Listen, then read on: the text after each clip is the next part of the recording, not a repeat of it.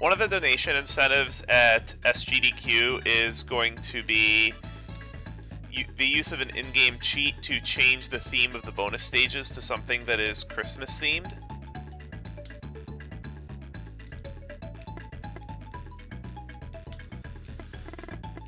And in order to enter these cheats, what you do is press the shoulder buttons in a specific order, and then what you can do is type in this code called Mary, and then that will change the bonus items as you will see in a few moments. There are a whole bunch of other cheats you can use. For instance, there's color to change the default colors to the second player, which I believe Tekio has plans on using in his marathon run. And another thing that a donation incentive would be the file name, which is up to 5 characters. Now, normally I just use Rai, but I would definitely be willing to offer an incentive for file name for the SGDQ run. I think file names are always a good bet to raise some money for the charity. And I guess I can just go ahead and get started in 3, 2, 1, DKC3. So this is Donkey Kong Country 3 for the Super Nintendo, the sequel to the critically acclaimed Donkey Kong Country 2. This game really took the formula of DKC2 and just built on it more, changing up the characters and featuring some pretty unique level design.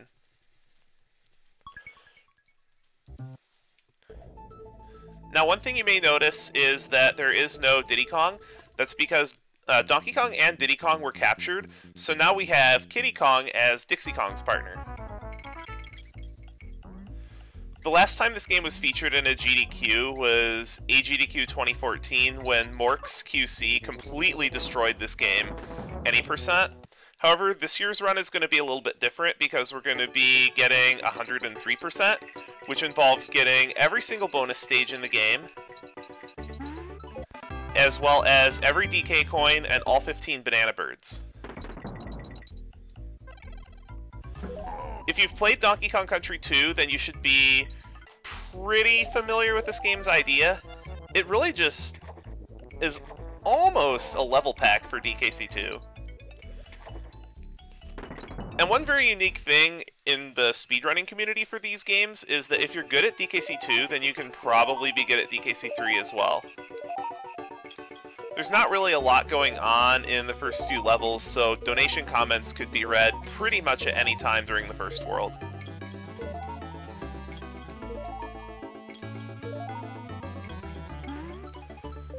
Donkey Kong Country 3 also introduces that kind of bonus stage, which is grab 15 bananas.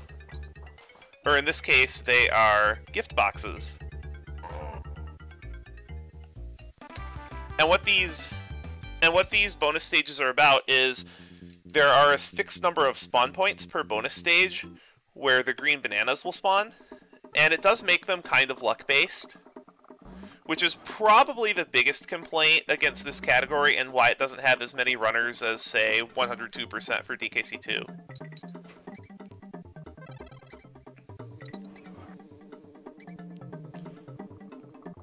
If you're going for a world record, you can actually fly over those bees and it saves half a second.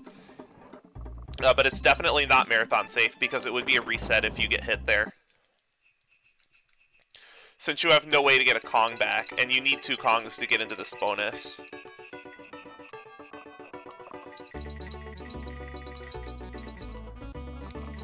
Speaking of bonus stages, that was really good. But the first few levels, there's not really too many things notable. The world record for this category is 2 hours, 1 minute, and 44 seconds by Tekio. And currently I have the number 5 time in the world. And I believe Zoid QC has number 7, and then all of the rest of the top 10 runners are Japanese.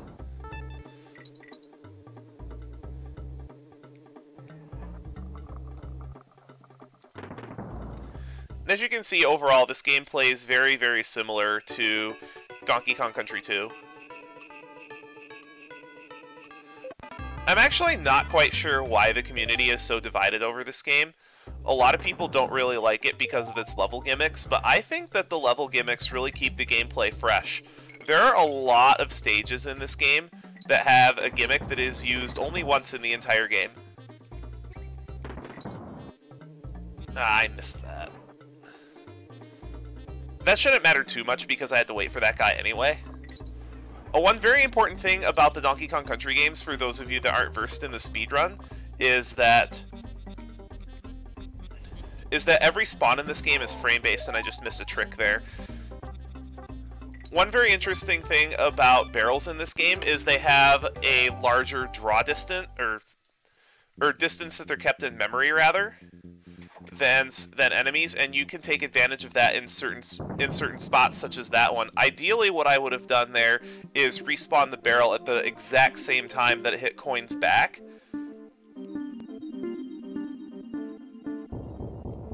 And that would have saved 1 or 2 seconds. But unfortunately, I missed it, and it's really cool. We found that trick actually by watching the tasks. Since there aren't very many runners for 103%, there's a few, like maybe 3 or 4.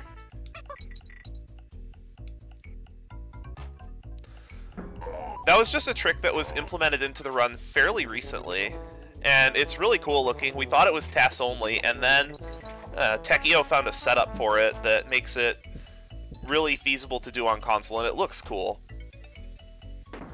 It's too bad I missed that trick. Now, Tidal Trouble's gimmick is that it has the tide of water that pushes you backward and makes for slow going in water, and this is the only time that this gimmick is used as well. That's one thing that I really think makes this game stand out from DKC2 is the variety of gameplay that you get. But it really is a love-hate thing. Now, coming up here is kind of a tricky part where if I mess this up, I actually have to die. Got it. There we go. It's a simple water bounce, but it's not difficult to... It's not a difficult water bounce, but if you miss it, it's... You have to die and go all the way back to the midway point of the level, which if you're doing any kind of serious attempt for a personal best is an automatic reset.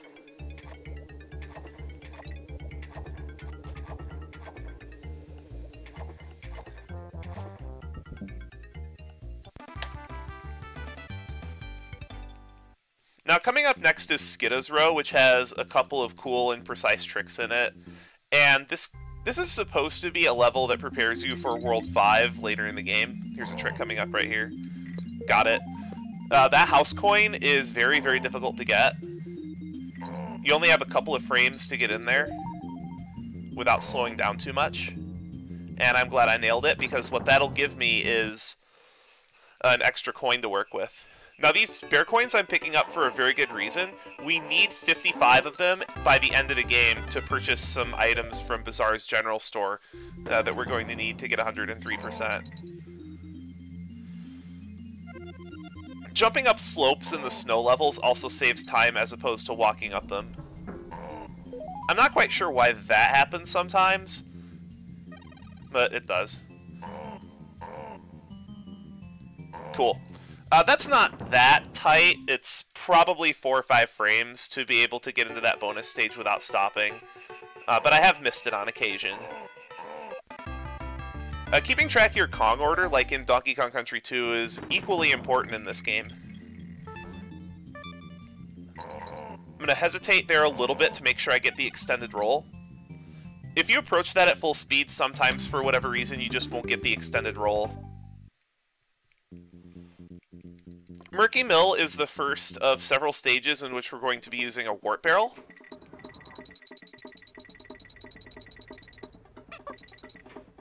So some of the level warps are very useful in 103%. This is also a recent route change that we implemented into the run. I believe after SGDQ, this was part of the run. Instead of going through the level normally, what we do is we go back from the warp point and take a hit here to get into this bonus, and then we finish the level. We finish the level normally from here, And then we go back in and play the level up to the DK coin and then stop, and it saves 2 to 3 seconds or so. It doesn't save a lot of time, but it's definitely worth doing.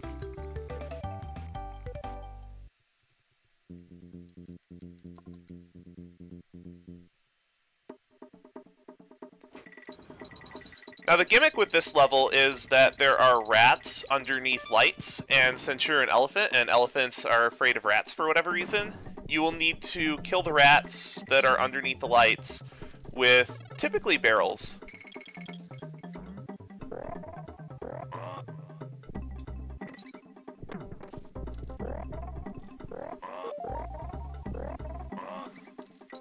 And you do need to keep track of your coin count at all times, because there are a few backups, like, did I get it? Oh, I missed the rat. But I still get to do the damage boost. If you hesitate for a split second before going down that shaft, you can actually hit the rat in one swift motion, and it looks really cool and it saves a few seconds. But at least I didn't get hit.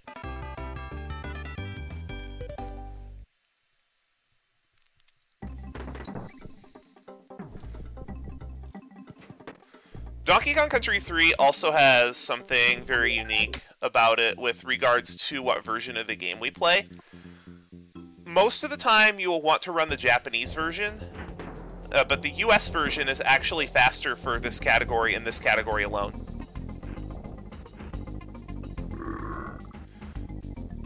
Now there's a really cool glitch you can do with this boss, Belcha, that I will show off in the glitch reel if enough money is donated.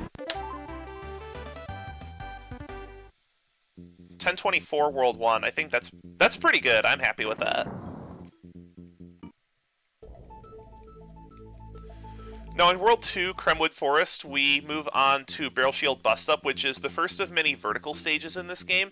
And most of the vertical stages in the game have some pretty cool speed tricks in them. Unfortunately, this is one of them that doesn't.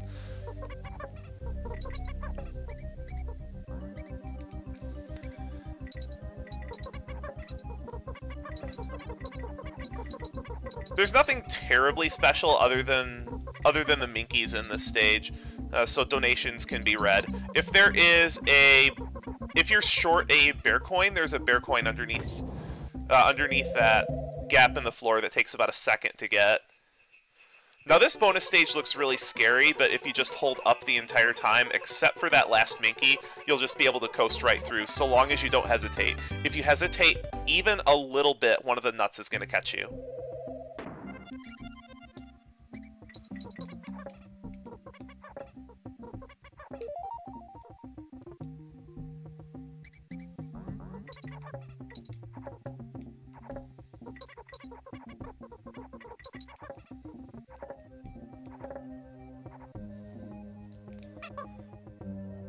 I didn't jump high enough. When you're making upward team throws like that, what you want to do is jump as little as possible to make the team throw, so there is less animation time for Dixie actually reaching the platform. Now this next bonus coming up, normally you're supposed to use that TNT barrel and go all the way around up top, but that's slow, so we can actually team throw up to the entrance, and whether you slip off that ledge or not seems to be very much luck-based.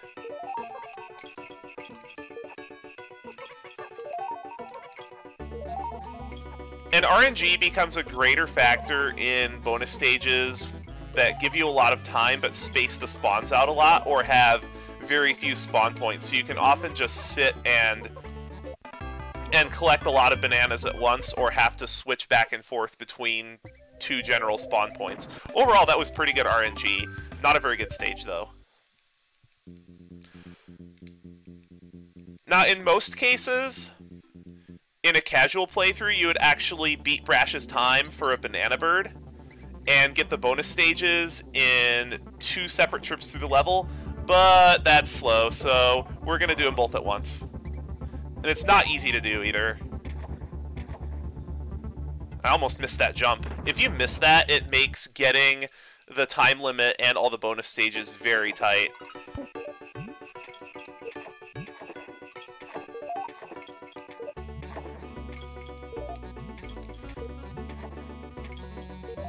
And additionally, you can fit in a donation comment during most of the green banana bonuses, especially the longer ones, because there's not really a lot going on other than picking up the 15 bananas and collecting the bonus coin. Now, the bonus coins, like in DKC2, do unlock Lost World stages, and those are pretty exciting to watch. All of them are very difficult. Anything under 28 at the checkpoint, I'm happy with.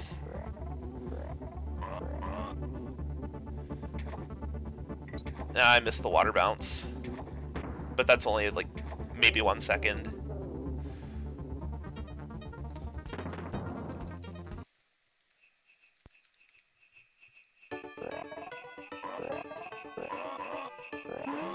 Cool.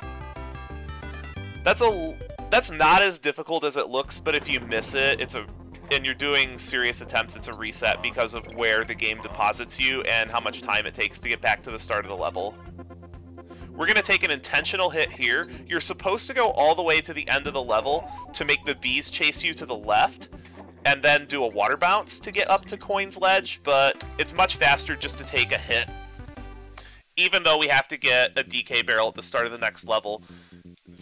Coming up is the second stage that we use warps in, and the warp in this stage saves by far the most time. I want to say the warp saves about a minute.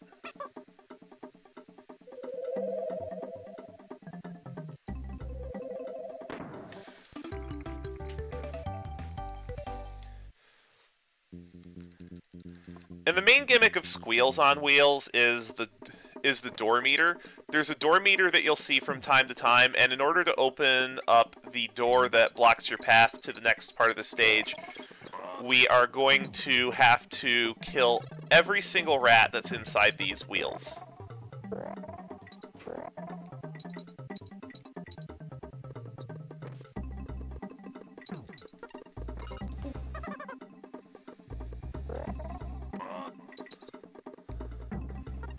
I love that roll. That roll's so awesome. It's not even difficult to do, it just looks amazing. One very important thing that you'll notice is that I go into a lot of collect the stars bonus stages with Kitty, and there is a very good reason for this. Because Kitty Kong is fat, and by Kitty Kong is fat, I mean that's a mimetic way to express that Kitty's hitbox is larger than Dixie's. That's very useful in the collect the stars bonuses. I bounced. Now, what taking the warp here does is it prevents us from having to go through the second door meter, which actually requires you to kill, I believe, 10... It's either 10 or 12 rats. I haven't done this stage the normal way in a very long time.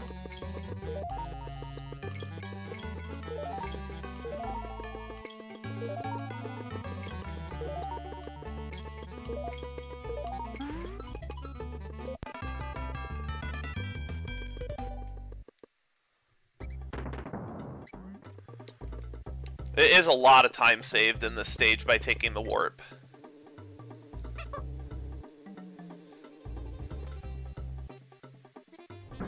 And very similarly to the previous level, we can actually just collect the DK coin and leave because we already finished. Spring and Spiders is probably the most technical stage in the first two worlds. Now there are two ways you can go through this stage. And the warp is faster, but it's also riskier. I missed the fast spider. And the warp in this stage doesn't save very much time. It saves, I think, 3 seconds?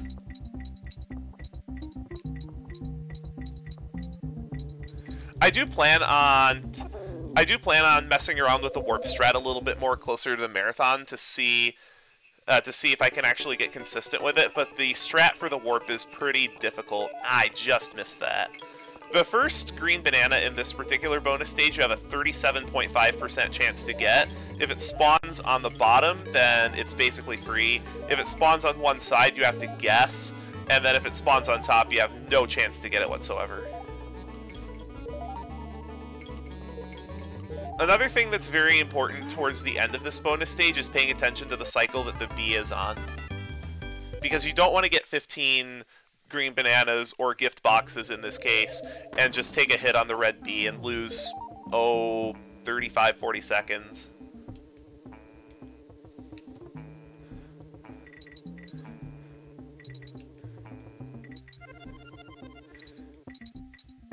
This is a much, much more difficult category than any percent. There's an interesting quirk with the DK coin up here, where if coin is in his top animation frame, the steel keg will actually bounce off of his helmet, and then you'll have to throw the barrel again. It's really annoying and luck-based-ish.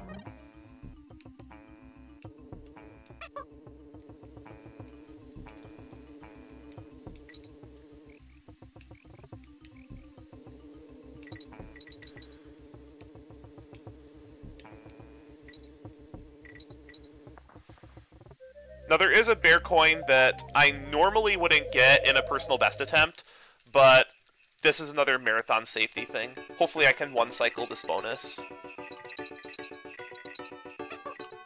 And I got the good strat, too. That's basically perfect.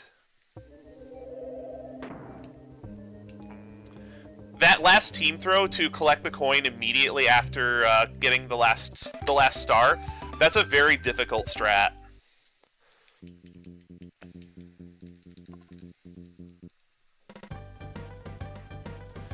Coming up is Bobbing Barrel Brawl, and at the start of Bobbing Barrel Brawl, there is a trick called Ellie Skip, which for a very long time was TAS only, and there's only one person that's good enough to really go for it consistently in a run. If you get it, it saves 8 to 10 seconds, but every attempt you make at it costs about 4 seconds. And it's a very, very difficult trick that I'm just not consistent enough at yet. If I can practice it a bit more, I'll go for it in the marathon, but as of now, I'm just not consistent enough to be able to do it. It starts with an audio-based cue, and then after that, you have to hit two-frame windows in a row, and it's very, very, very hard. You do get a few tries at it with still being able to save time, but it's still really difficult. I want to say it might be the hardest trick in the game. It's just really, really hard. If it's not the hardest trick in the game, it's in the top 3.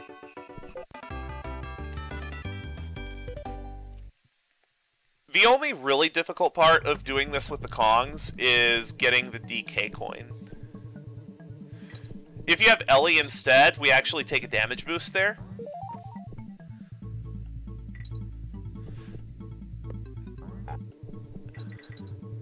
One very important thing about enemies in this game is every single spawn is camera-based, so if it looks like I'm recklessly jumping into the water, everything is timed so that Nibla is on the left side of the pond when you jump in. And that is consistent because the spawns in this game are camera-based rather than using universal cycles like say, Donkey Kong Country Returns often does.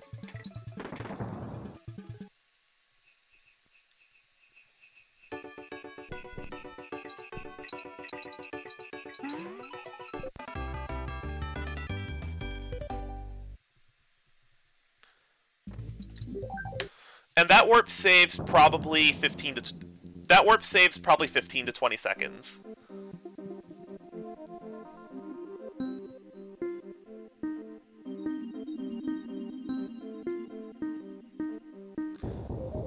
Coming up is Reset Spider,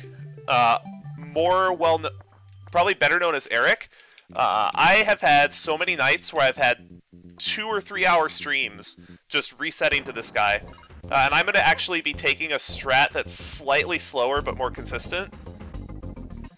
This is not the strat you would use in world record attempts, but this is the fastest consistent strat.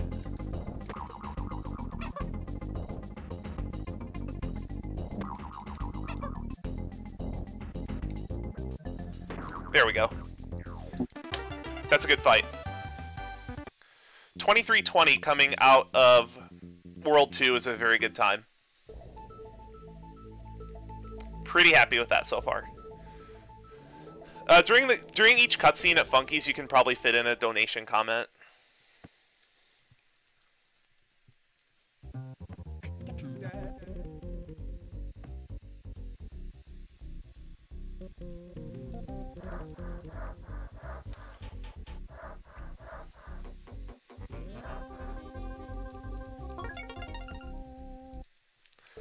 Coming up is World 4, but we do World 4 first in this game. Also, the hovercraft is a pain to drive.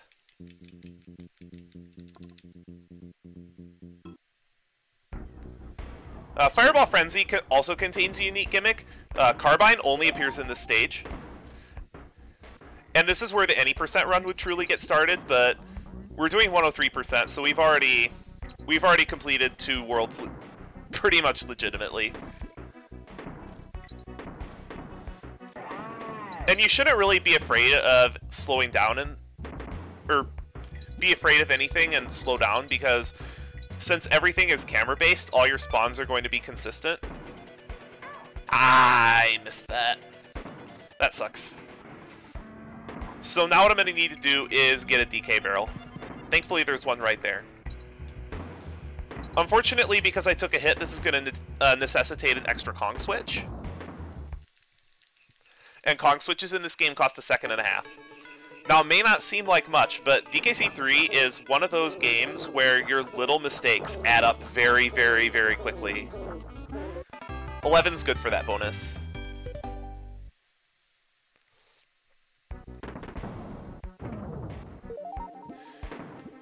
It's true in any speedrun, but it's very true in this game.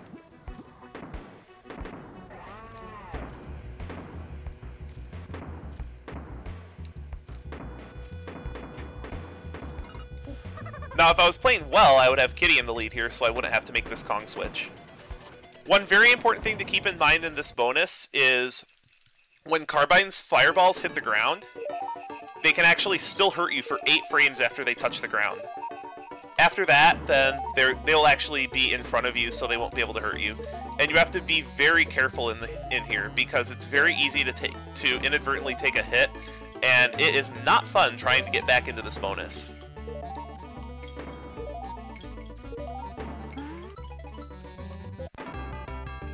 That was pretty good.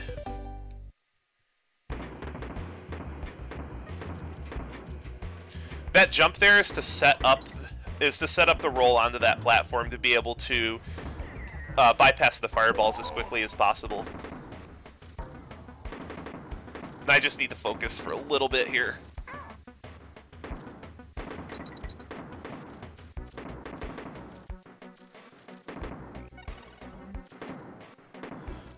I got the full version too, nice.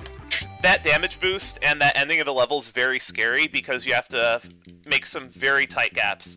Now the next 2 levels are auto-scrollers, neither of which has very much going on, so now would be a wonderful time to catch up on donation comments. There's probably a solid 4 to 5 minutes where you can read donations here.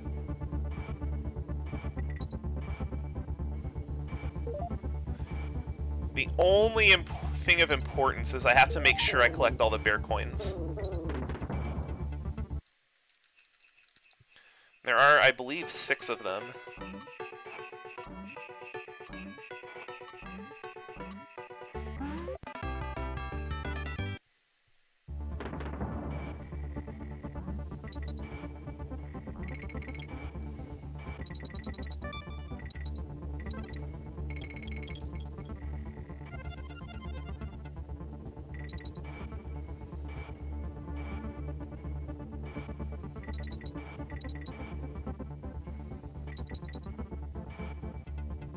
The only thing that we can really do to speed this stage up is just try to stay on the bottom as long as possible.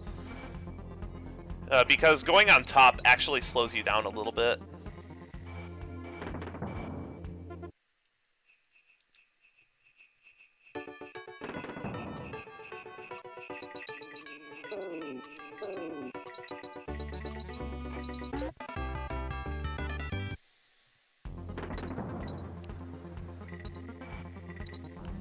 I missed a bear coin, that sucks. If you can jump over that knick-knack, then there's a bear coin past that. So I am probably going to have to collect another one somewhere. We do have 2 backups, but but you really don't want to use one this early. Also, get your Resident Sleepers ready for Ripsaw Resident Sleeper.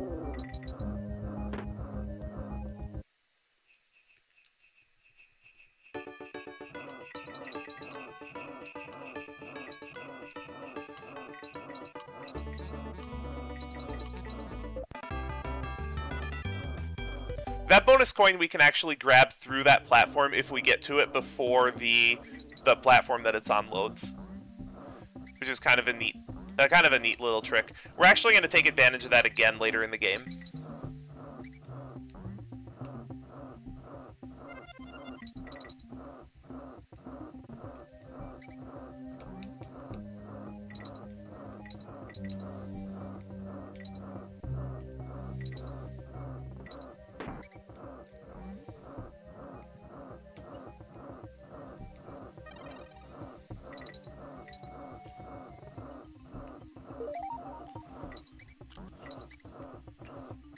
An interesting thing about this level is even the tasks can't go faster than the auto scrolling, except at the end, just because the platforms aren't loaded.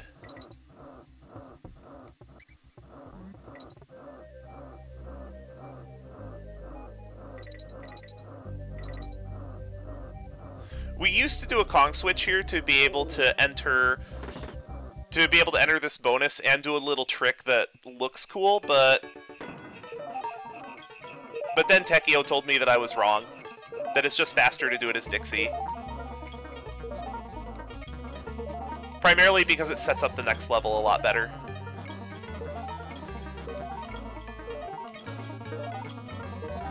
We used to do a kitty team throw from the saw up to the coin, and it saved half a second, plus we would save 3 seconds towards the end, but it sets up Blazing Bazookas better to just have Dixie in the lead, which is a shame because anytime we can save time on an auto-scroller is great.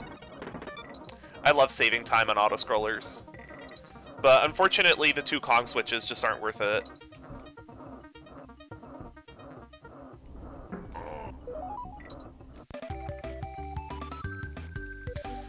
Coming up is Blazing Bazookas, which is going to feature our first real appearance of Squitter. And those of you who know DKC2, and especially Speedrun DKC2, know that Squitter is one of the most technical animal buddies in the series. And you will see why. Squitter also has a very odd peculiarity about him in DKC3. You're intended to use the TNT barrel to kill Bazooka there, but you don't have to. Those TNT barrel explosions can also kill you 8 frames after they go off. An interesting peculiarity about Squitter in DKC3 is that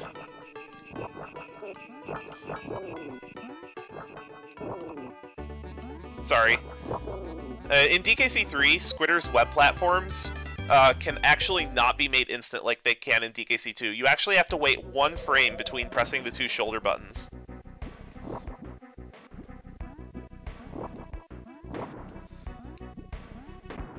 Arg.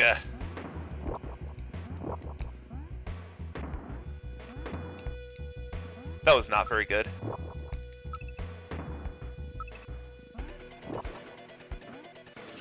It's supposed to be faster to get to the DK coin than just going up, but execution is hard. So that probably cost about 10 seconds.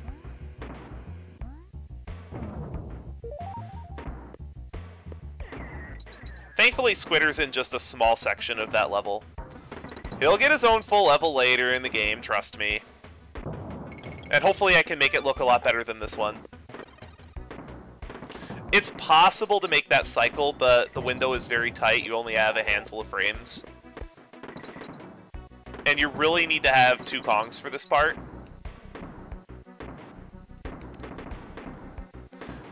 I've played around with Kitty in this stage, but it's just not worth it.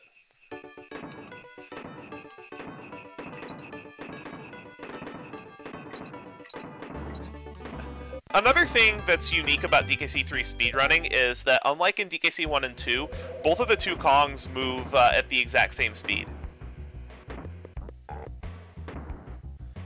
That looks scary, but that trick is free. You just have to roll before you get off of that ledge. So unfortunately, I think I lost a lot of time there, but so far we're doing well. Logi Labyrinth has this gimmick. Gravity in this stage works like you're on the moon, which both slows you down and exaggerates all your movements. So any mistake that you make here gets multiplied by like 4 in in terms of how much time you lose.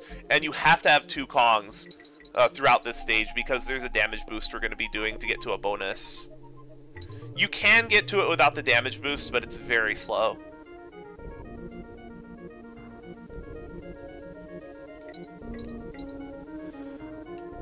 I know when I was a kid, I found this level really difficult. Barely, okay. If you jump too low there, then you won't be able to make... If you jump too low, you won't make it, and if you jump too high, you'll hit your head on the ledge. Nope, I'm not gonna get it, am I? Nope.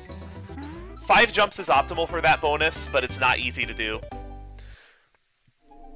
And if you remember what I said about this stage really punishing you for small mistakes, that was really what happens when you mess up.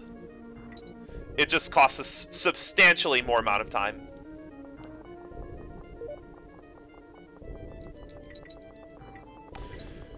This is kind of tough. There's a visual cue for it. I might be too far right. Okay, good. That gap is very, very tight.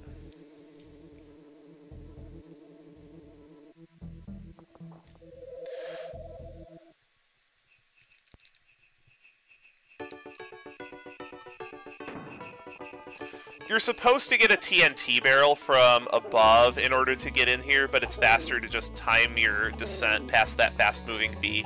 You have pretty much just enough room to do it, so it's something that does take a lot of practice.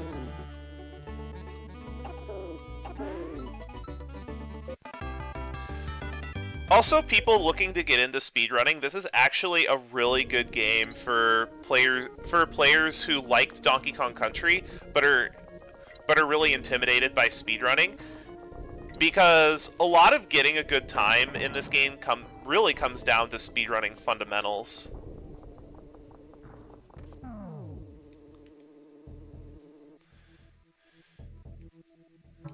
Some runners prefer to take a hit there, some prefer to just take it a little bit slower with Kitty, but you do have to bear in mind that if you do use the Kitty strat, or the Dixie strat for the end of the stage, the getting hit animation is also extended by the low gravity.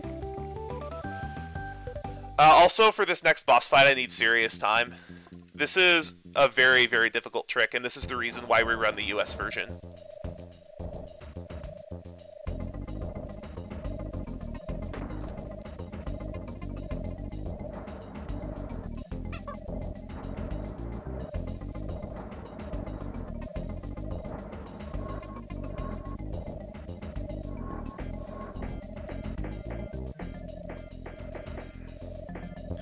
I like this positioning. I think I am. Nope. That's still good, though.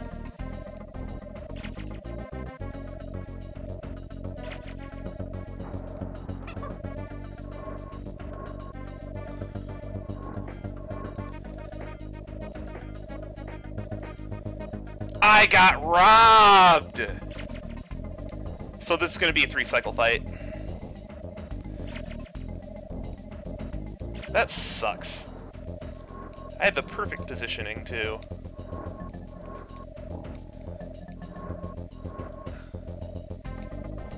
That sucks. That was a bad fight.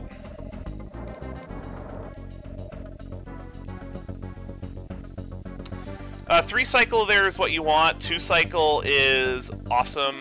Or two cycles what you want. One cycle is awesome. Three cycles acceptable. So that was not a great fight. Basically what happened there is I was doing this glitch called team throw hovering that only works in the US version, where you can actually maintain your height on a team throw if you immediately throw Dixie again in midair with Kitty, and it's very, very difficult because for every frame that you idle, you lose height.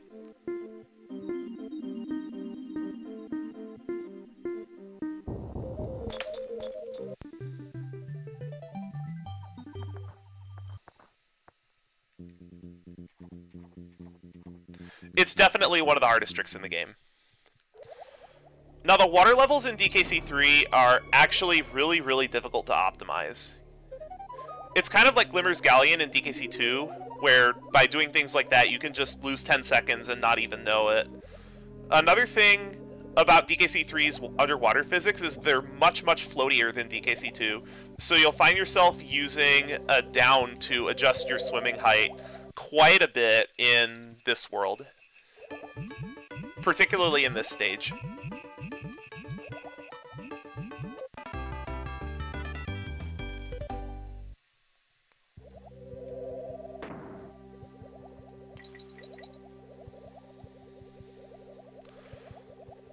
Hopefully I can get all the squeezes in this stage. Got the first one. I slowed down a little bit there, but as long as you can squeeze between the Baza and the floor, it's good. You have barely enough room to do that. I think there's 3 squeezes in this stage. Yeah, this is the second one. Got that. You can swim above the Baza too, but it's faster to go lower.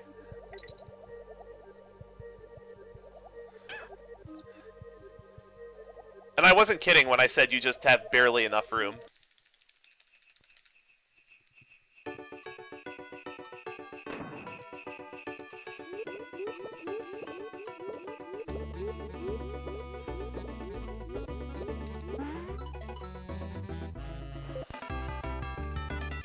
Now, a lot of people don't like the soundtrack of this game, but I actually think the soundtrack in this game is fantastic.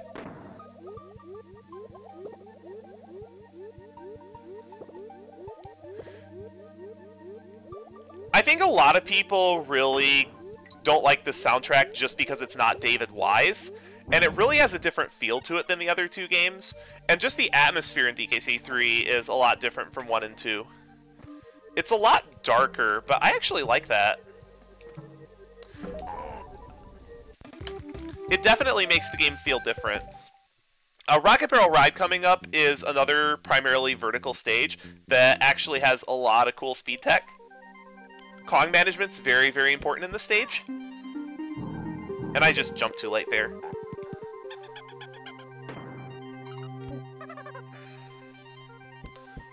So that kind of sucks, but that's not that big a deal. I can still do everything how I want to. We're going to be doing a lot of team throws and a lot of damage boosts in this stage. So unfortunately, that little mishap at the start was a bit of a mistake, but it's not too bad. When you're sliding down a ledge like that, you actually have to hit roll in order to be able to jump in midair like that.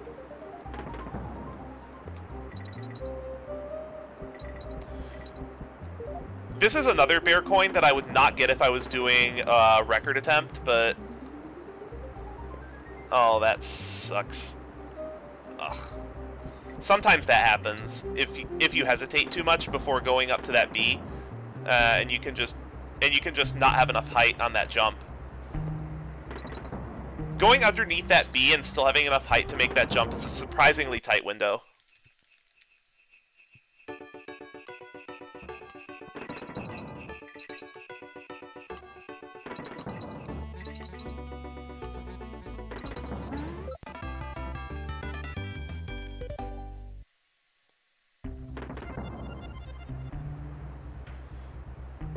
There's actually another damage boost coming up.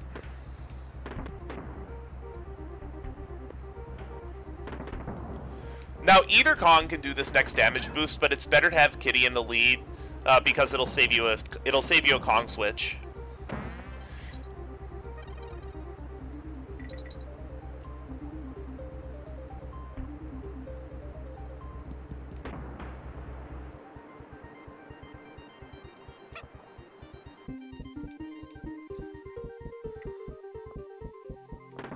We're not supposed to have parry in this bonus stage. And parry kinda breaks this bonus stage. Now, normally this is supposed to take a long time even with Kitty, but if you just, all you have to do in this bonus stage is just hold right. And that probably saves a good 8 seconds.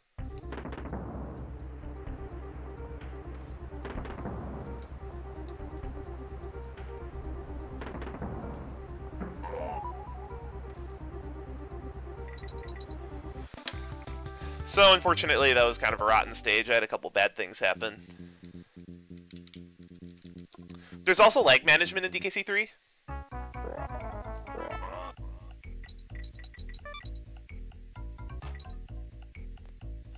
Kitty's fat, and he lags this stage really badly, so we're going to get rid of him. It does make this stage scary, but it saves a lot of lag frames. It adds up to several seconds, actually.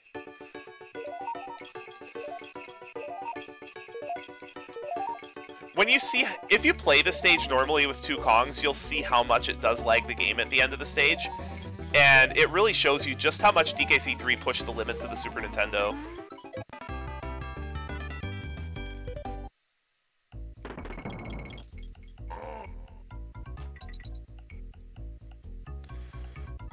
So because you only have 1 Kong, this can be kind of a scary stage, even though it's pretty easy.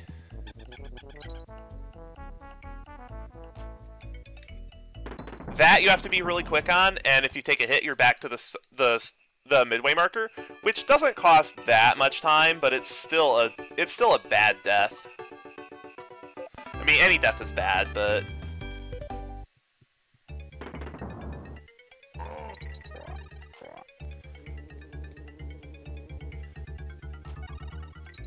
it's still easily 15 seconds.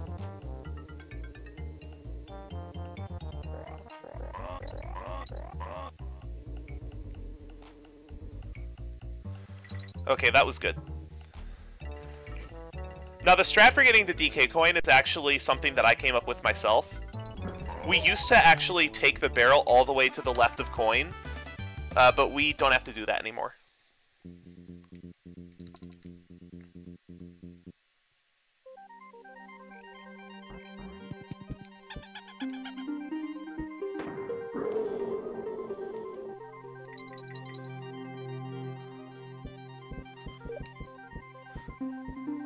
Now that's another coin that I would skip if I had gotten everything up to this point in a serious attempt.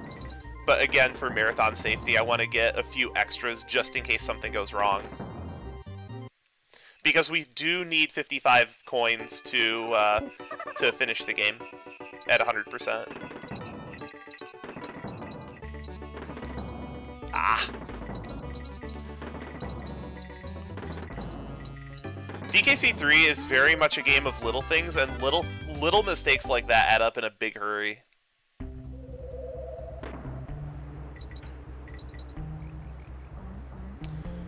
And I don't know if I ever explained this at the beginning of the game, but I am periodically rolling as Dixie and Kitty because as long as you're in a roll, your movement speed is slightly increased and you save a handful of frames every time you do it. But if you do it constantly, it adds up very fast. It can easily turn into minutes.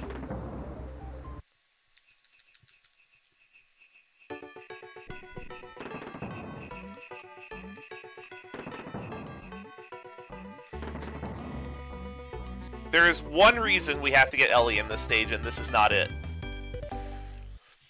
Normally doing this as the Kongs is much, much faster. But we do have to get Ellie in 103%, and you'll see why.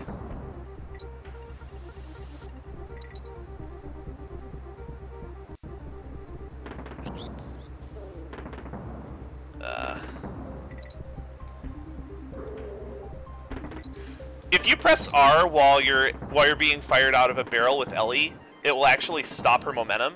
And this is the only time in the game that that's useful. It's called R canceling. I'm gonna take this a little safe.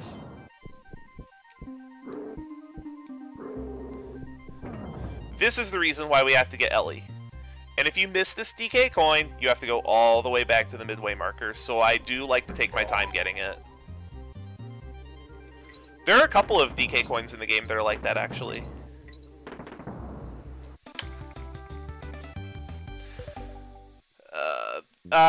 The next stage, Fish Food Frenzy. It may as well be called Nibla Please. Nibla actually is... You have Nibla as a pet in this stage, and you're supposed to just eat Coco Fish to keep him fed. And if he turns orange, he chomps on a Kong. For every Coco Fish you chomp on, he will decrease 1 hunger level. For every Lurchin you chomp on, he will increase 1 hunger level.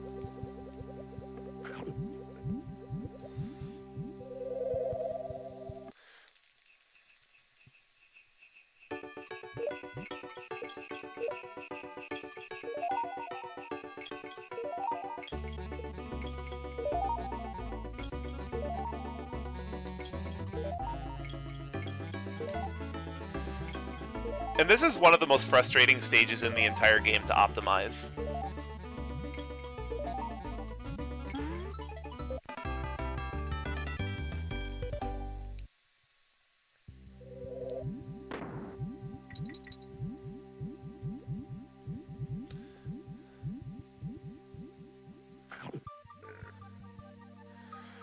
And Nibla's movement is a little bit random, so there really isn't too much consistent about this stage, unfortunately.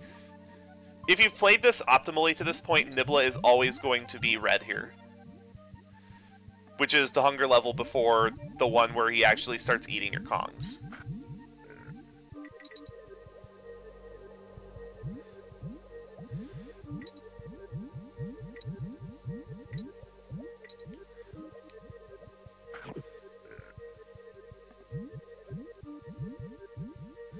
I was scared Nibla was going to eat that Lurchin. Oh, that's not good. Whew. I thought Nibla was going to eat a Lurchin while red.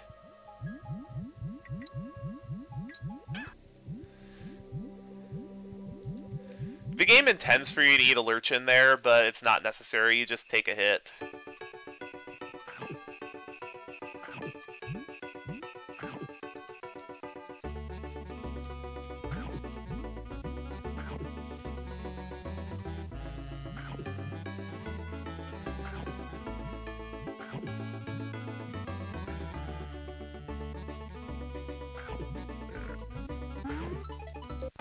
I believe optimal for that bonus is 20.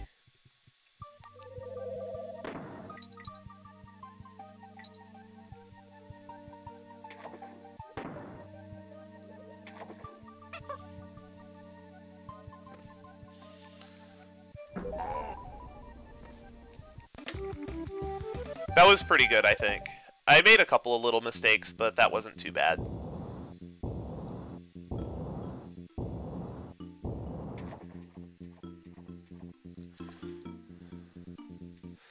Coming up is Squirt, which may be the weirdest boss in the game.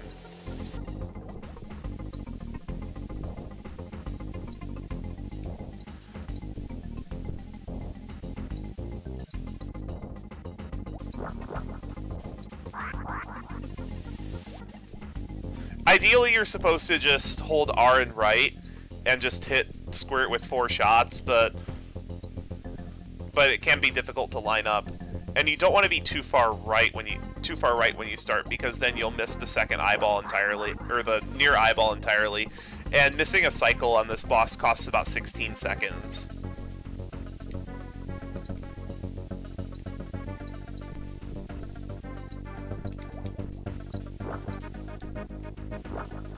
Like that. Oh, that's terrible.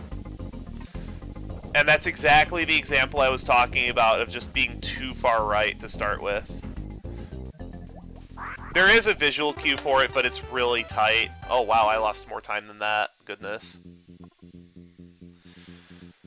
Sub 54 coming out of World 4 is still good though. Or World 3 rather, because we do World 4 first. And now we don't have to drive this stupid freaking hovercraft again. That was actually really good driving in general. Again, you probably have time to fit one comment in.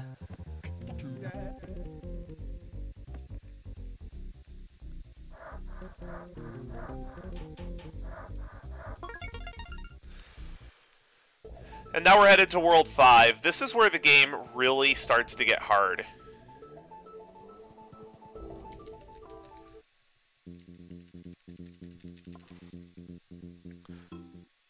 Dixie is the star of this level. I'm going to take Kitty to get to the first bonus, and that's about it, because I think it's faster than trying to do a Kong switch and doing this bonus with Dixie. It's generally runner preference, though, which Kong you use at first. But after this bonus stage, you want to be using Dixie the whole time, because she climbs vertically much, much, much faster than Kitty does.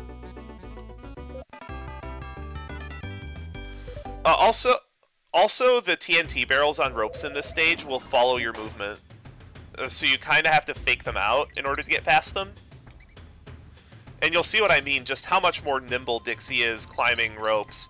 And if you watch Techio play this game, or Morks QC running any percent, it looks so cool.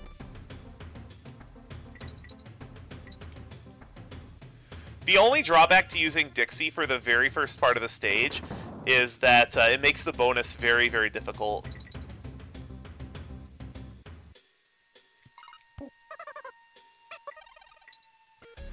I think this was actually the last bonus stage I found when I was a kid playing this game.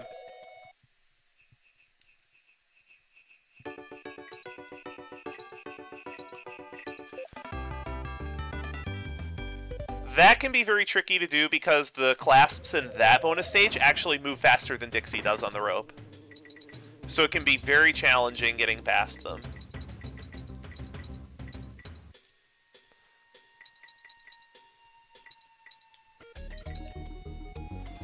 Now, in a world record attempt, there is a damage boost that you could do here, but it's kind of difficult to make it worth it.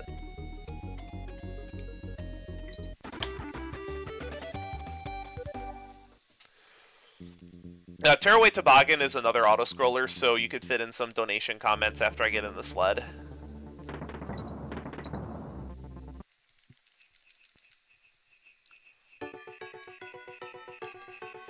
You're supposed to use team throws to get that bonus, but that's just faster. Shoutouts to Tampa for discovering that, by the way.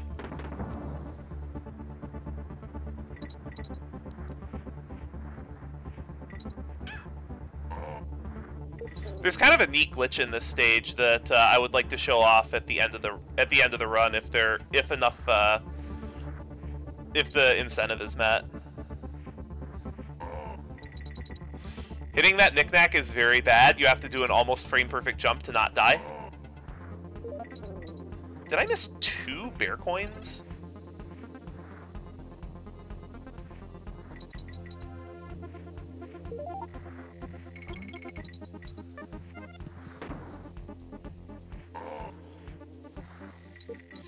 I think my coin count's okay, though.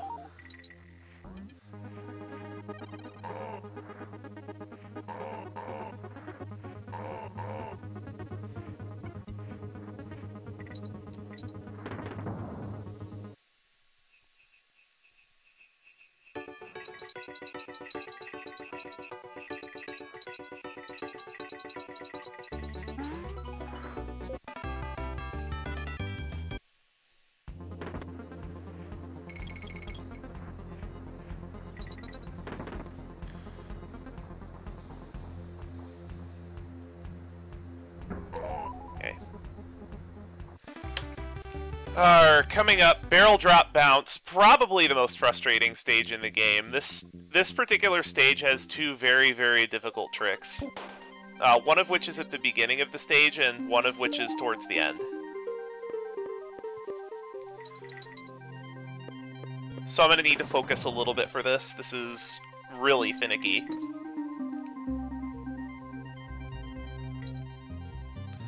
Nope, I let go of down. I wasn't supposed to do that. I don't know why I let go of down there.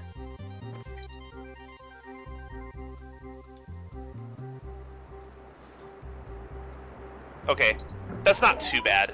That's a frame-perfect trick. What I did there was I jumped and set a barrel down at the exact same time, on the same frame.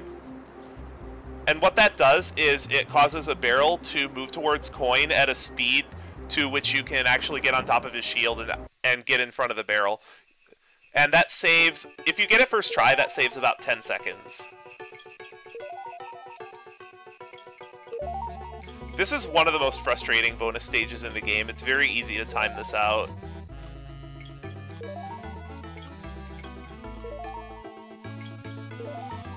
And even though this bonus stage lags, you have to do it with 2 Kongs because you have to do a team throw to skip a large portion of the level immediately after this.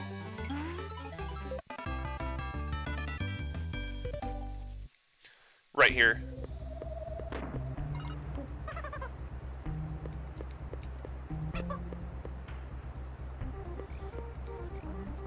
Alright. This part of the stage is where a lot of people got stuck as a kid. Yes, those jumps are that tight, and that is required to finish the stage. Now, it looks like you could do a team throw to get to this location, but if you do a team throw to get there, it'll prevent that barrel from spawning because the IDs in the game are overloaded.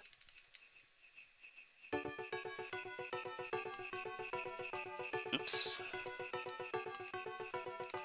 And IDs are actually something that that Mr. Zera the Manter Antilles, which would likely be people on the couch if this run got in, they're better at explaining what IDs are. It works very similarly to how the wrong warps are set up in DKC2. Anyway, I need to focus for this. This is a very hard trick.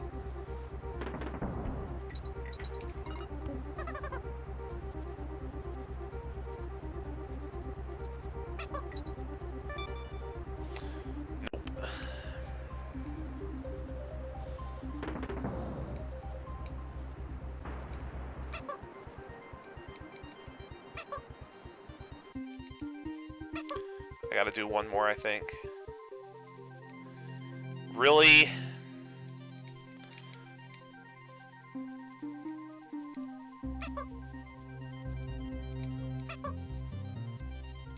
Okay, that should be enough. There we go.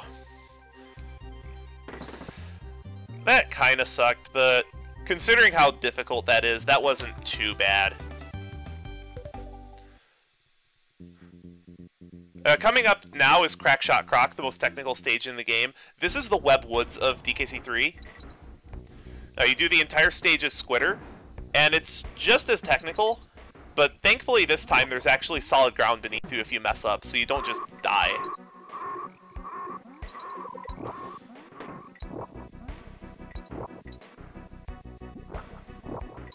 That's... okay, good.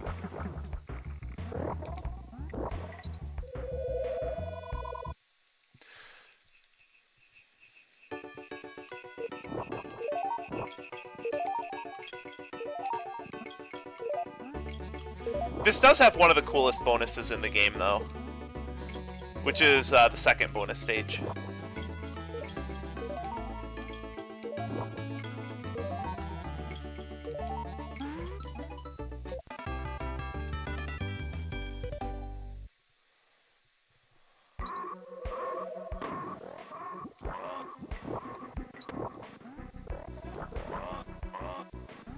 And you can't, and remember, you can't do instant web platforms in this game.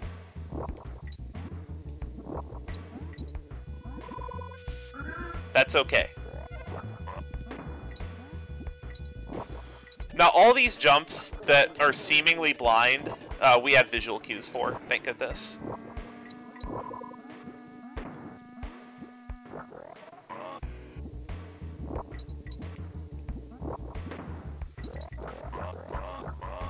We're actually going to take an intentional hit here because there's a DK barrel coming up, and we actually need the 2 bear coins.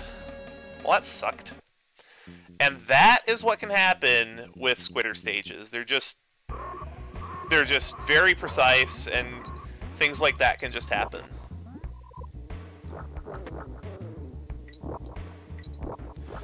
That was kind of unfortunate. But that's really the first big mistake I've made, and it being this late in or this far into the game, I'm actually pretty happy about.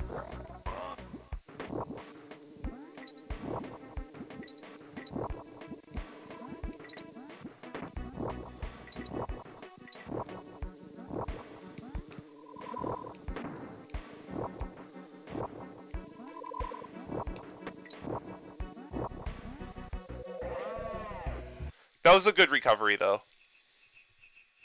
This is the coolest bonus stage in the game to casuals. Because you get to be the Crackshot Croc, and you have a license to liquidate. That was a frustrating miss.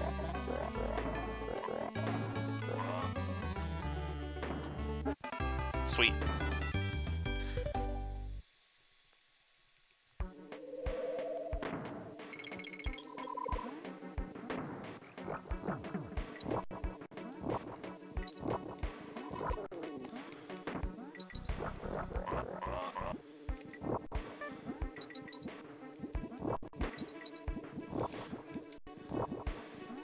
If you have your IDs set up right, it's actually possible to despawn that last bee, but I'm not quite sure how it works yet.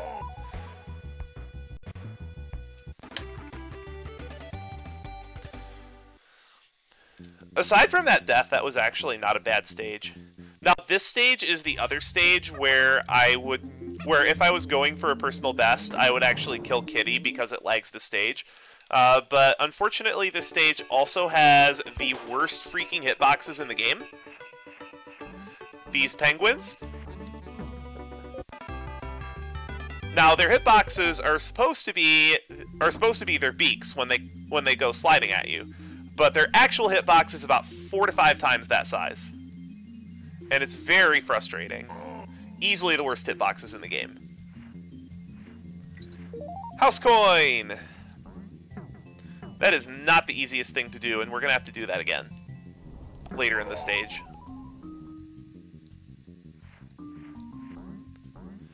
That particular Lemguin is very liable to hit you if you're approaching it at even a slightly bad angle.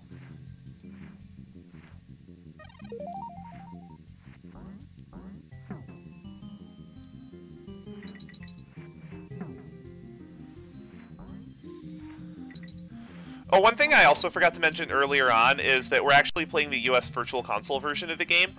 We play on VC because it saves about a minute to 2 minutes in loading times, depending on which category you play. In 103%, it saves a lot closer to 2 minutes.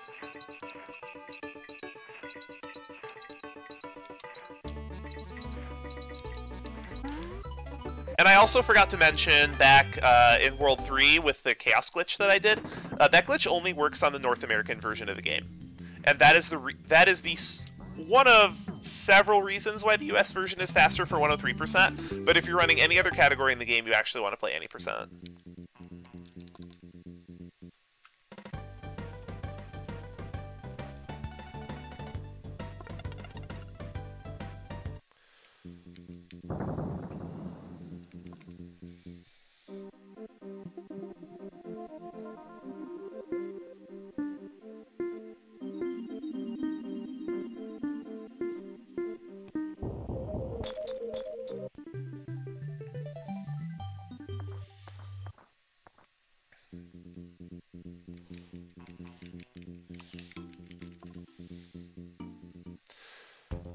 Bleak.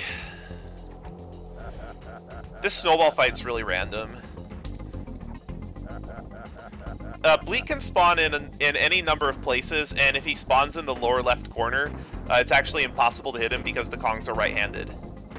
And he wastes a lot of time when he does that, especially if it's on the first couple of hits, where his cycles are much longer.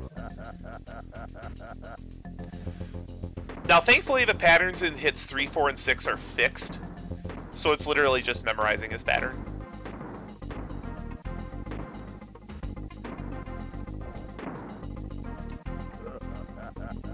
Be good to me.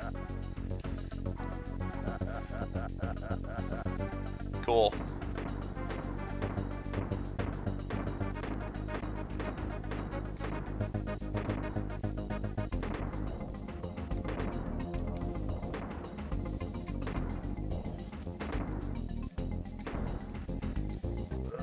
That was a good fight.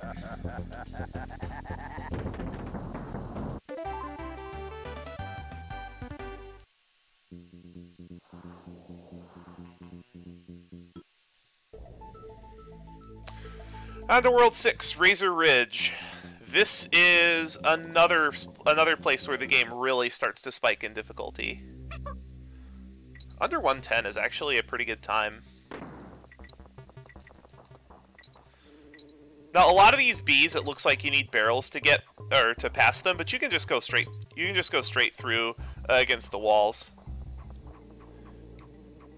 Rare didn't really do a great job testing this stage, and it's pretty evident from the enemy placements that you can just go right around so many of them. I want to say every B that the game intends for you to use a barrel on, we either damage boost through or we just straight up bypass. With the exception of the last one. The last one requires a pretty elaborate setup that I'm not consistent at yet. I'm definitely looking to practice the setup before the end of before the marathon date, but right now I'm not quite comfortable with the strat yet, and it's a really minor thing. I'll mention it when it comes up.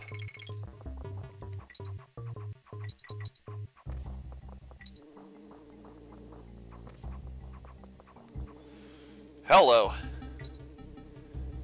At that point, I probably should have just gone over the top of them, because you can fit in between both rows like that.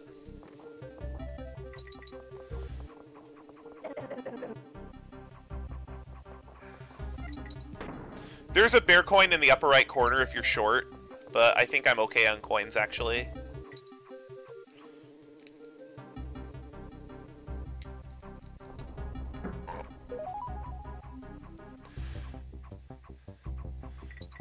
It's pretty obvious from just flying past pretty much every hazard in this stage that it just wasn't quite as well tested. But this would actually be really, really annoying to do normally, so I'm not complaining. This copter, unfortunately, you have to wait for.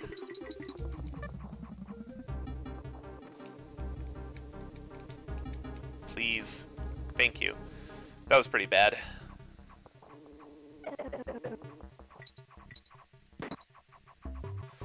That clip, the last clip past that red B that's against that floating, not floating, but that last part of the wall, that's actually pretty challenging to get past. I think I did a good job with all the clips. Pretty happy with that. Oh. Little slow on the draw there. The best way to clean this bonus stage up is with 2 team throws and 2 copter bounces.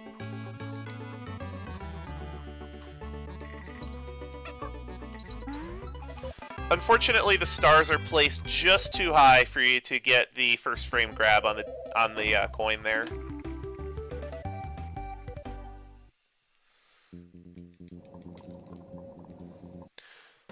Now, we are going to be taking an intentional hit at the start of the next stage because it can cause very, very bad things to happen if you have Kitty in the lead in this next stage. It makes the first bonus in it a little bit freaky, and if you fail that bonus, it's a 1.5-minute loss. So normally I wouldn't do this in a world record attempt, but this is something that I would rather avoid happening for marathon safety.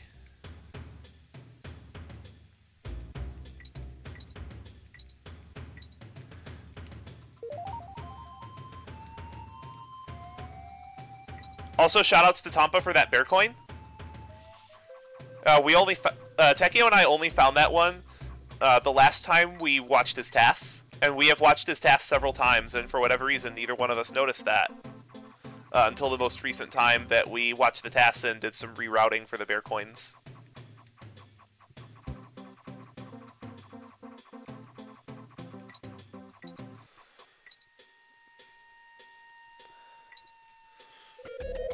And if you're wondering how I didn't get hit by those bees, it's because in DKC3, anything that's off-screen doesn't exist. Or anything that's far enough off-screen doesn't exist.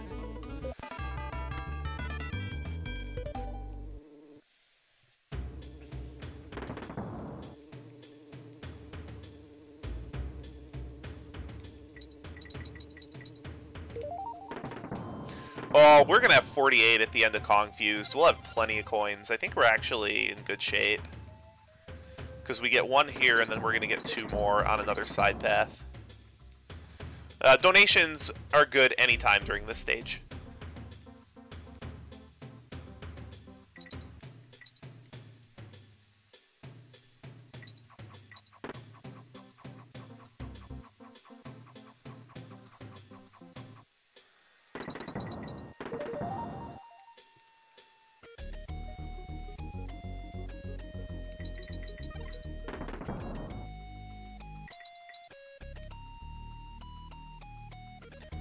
There is something interesting about the tasks in this stage. Tampa actually zips up the stage somehow in the tasks, and we have no idea how that works. Oh, I missed that barrel. There's an invisible barrel that fires you into that bonus, but I think I just managed to go over it somehow.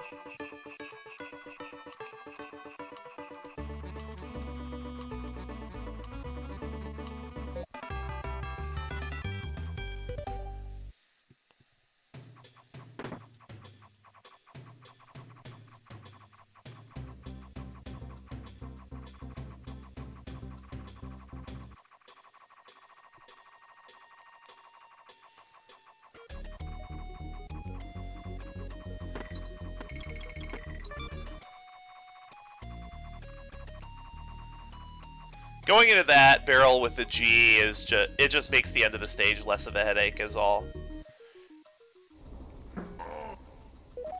Sweet, I beat the flame. Alright, Floodlit Fish is the last water stage in the game, and it's very, very difficult. And I do apologize that this level is dark, but unfortunately, lighting up this level with the Gleam and Breams takes time. And that's time that we really can't spare because gotta go faster.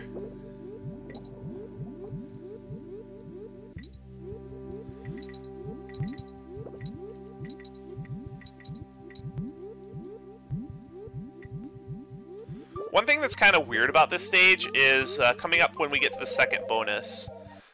There is a specific way to get through all of the obstacles leading up to the second bonus stage, and every runner seems to have their own method for getting through it.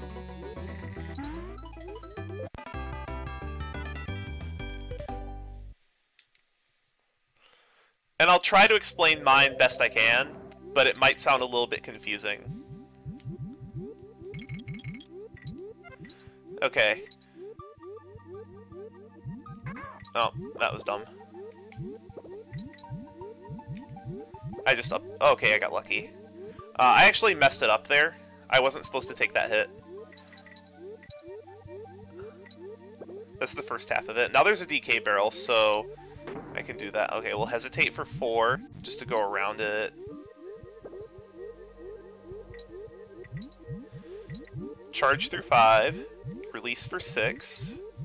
Release for 7. Basically what I'm doing when I'm saying that I'm releasing is I'm letting go of down on the D-pad for about 15 frames, and it actually sets up all of the lurchins to be in open mode when I stab them, as opposed to being in closed mode. If you hit a lurchin while it's in closed mode with on guard stabbing, you will take a hit, and it makes getting into that last bonus stage very, very, very nerve-wracking. Because the midway barrel is pretty far back, and you really don't want to take a hit.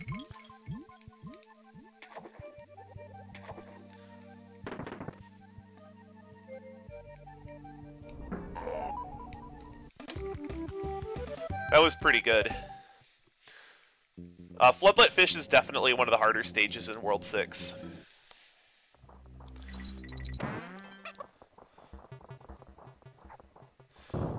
This is Bottle Panic. We use every single animal buddy in here, and that may remind you of Animal Antics. Thankfully, this stage is much, much, much easier than Animal Antics. Anyone who's played DKC2 and 100%ed the game knows exactly what Animal Antics is and why people hate it.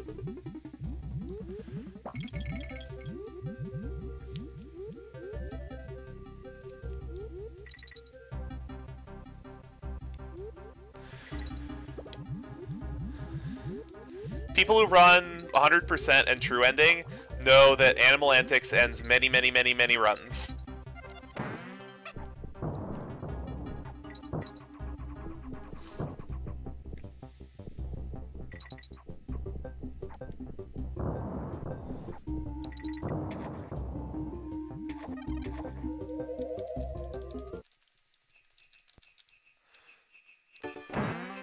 Now, normally, after this bonus, there is a pretty finicky jump that you can do in order to get into the barrel without Ellie, but I'm going to use Ellie because I'm not consistent enough at that jump for it to be worth using.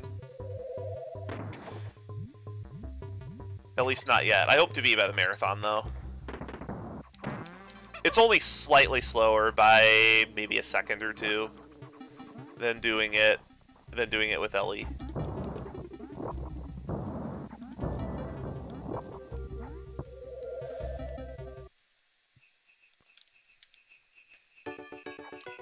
Got the first one, cool.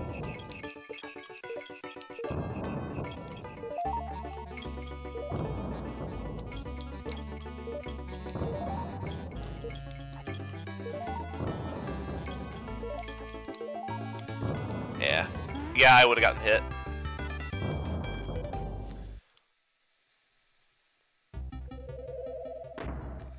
Bye, Squitter.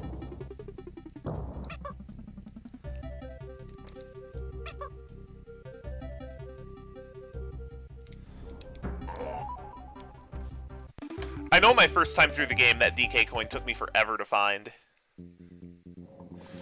Ropey Rumpus. This is probably the coolest stage in World 6, just because it has a damage boost that saves a huge amount of time.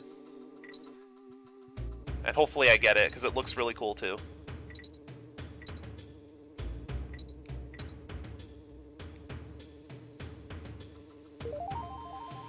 Kitty is the only one that can make that jump to that coin while carrying that barrel, so that's why we jumped up the ropes with him instead.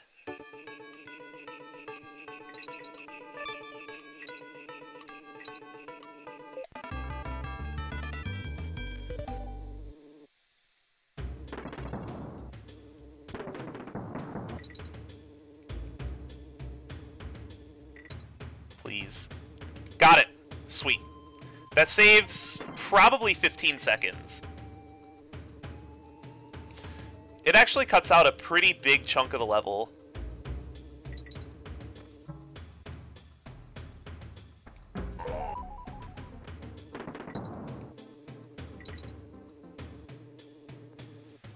Unfortunately, there is a very, very scary part of this level right at the end. And it involves Perry the Parallel Bird.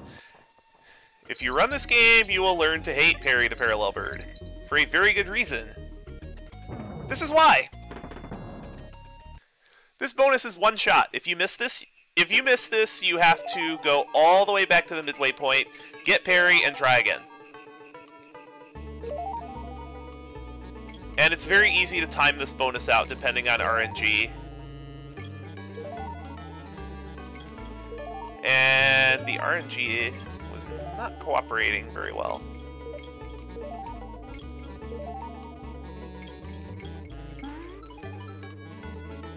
Okay, we're not really concerned about how much time that bonus takes. We're really just concerned about alive. Alright, Barbos. There are actually a couple of strats for Barbos. The one I'm going to be using is a little bit safer. There is a strat for his second phase that saves about 8 seconds, but it involves a lineup that is either 1 or 2 pixels window, depending on subpixel positioning. And it's ridiculous, and I'm not going to be going for it because it's not marathon safe in the slightest. And the only one that's good enough to do that strat is Works QC.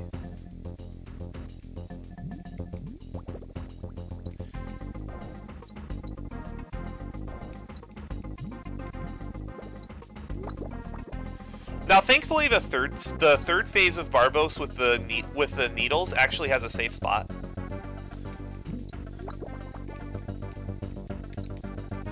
Barbos' hitbox actually isn't as big as you think it is. So you can just hang up in the upper left corner and just stab her to death. World 7! World 7 is basically World Please. Every stage in this world is freaking hard. Except for Conveyor Rope, and even Conveyor Rope is kind of hard. But after this, it becomes one of the reasons why 103% is such a brutal category. You have Conveyor Rope Clash, and then you have 8 really, really hard stages back to back. Just one right after another. Hard stage, hard stage, hard stage.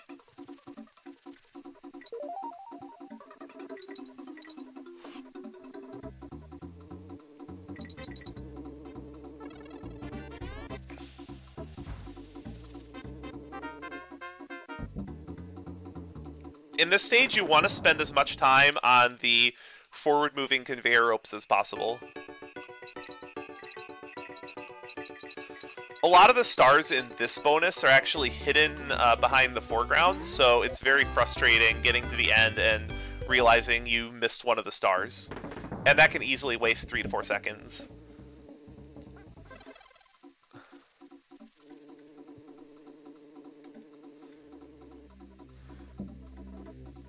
There's a bear coin down there if you need it, but I won't because I already have enough, counting the ones that we're gonna get later in the game.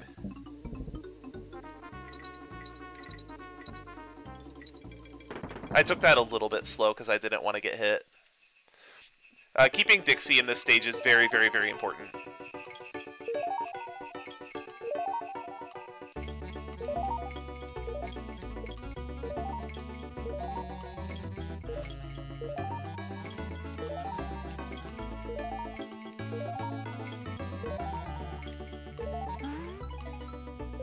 Pretty happy with that.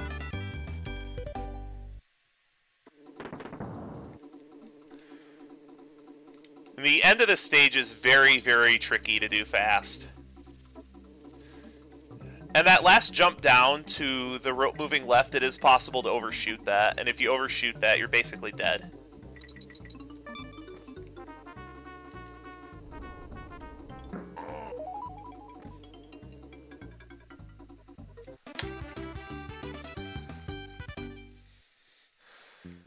Coming up is RNG Caverns. The reason why we call it RNG Caverns are there's white barrels in the stage, and everyone hates them because they're random.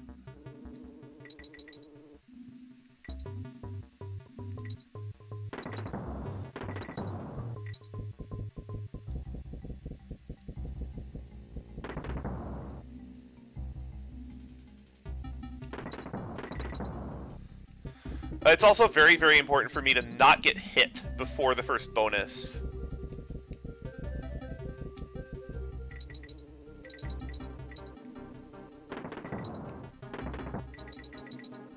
Nice. Okay, good.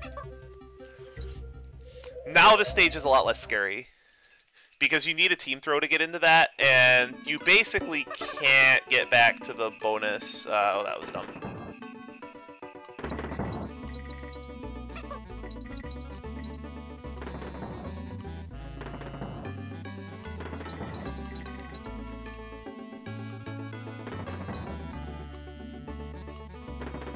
Alright, that wasn't too bad. Ideally, you're supposed to do 2 barrel blasts and 2 team throws to get all of the stars there, but it's pretty difficult. So oftentimes I just have to go for a little bit longer strat. We toyed around with the idea of damage boosting past that B, but it's not worth it.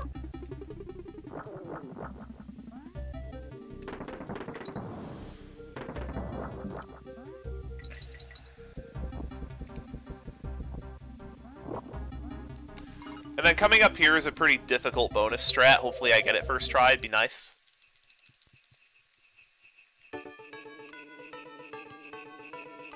Nope, too early. If you jump too early, you hit the B. If you jump too late, you don't make the jump. It's pretty hard.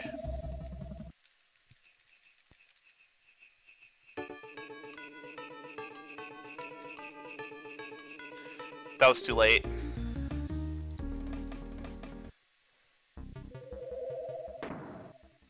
This is really difficult.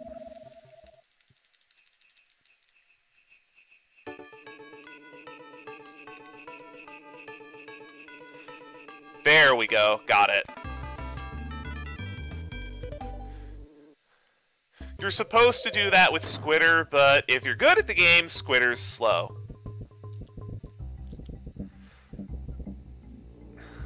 That was almost a knock-a-please moment. Anyone who has watched my channel a lot knows very much about knock-a-please.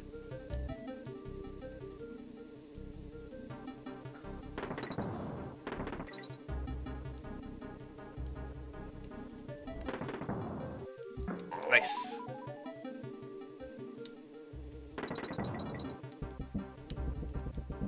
There is a hover you can do to get past this a bit quicker, but it's not marathon safe. And I ended up taking a hit anyway, even though I took it slow. Well, that sucks.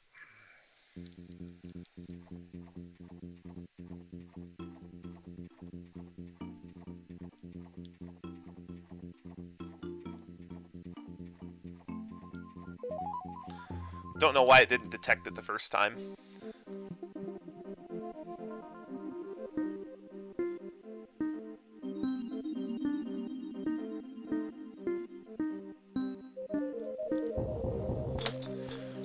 Raiko used Thunderbolt. It's super effective.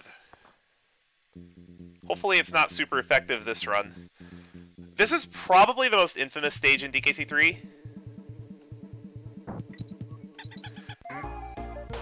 That was really, really, really weird. I'm not sure what happened there.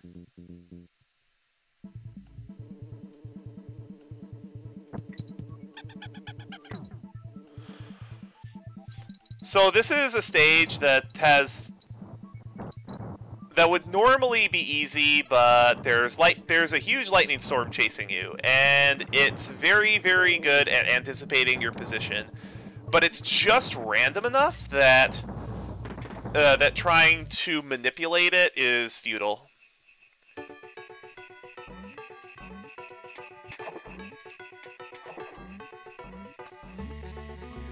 And unfortunately, in this stage, you just have to slow down if you think you're gonna get struck by lightning. And yeah, if you're going for world record attempts, there are damage boosts you have to do in this stage, and they are not marathon safe in the slightest.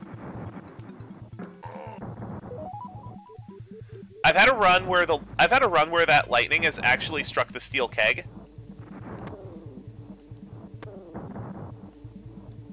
And it knocked out my steel barrel before I got to the DK coin. That particular pond is very frustrating because sometimes, with your position and the positioning of the lightning, you can actually take a hit there with nothing you can do about it. Now, normally you're supposed to do a damage boost there. Whoops. I think there's a DK barrel coming up, though, so I should be fine.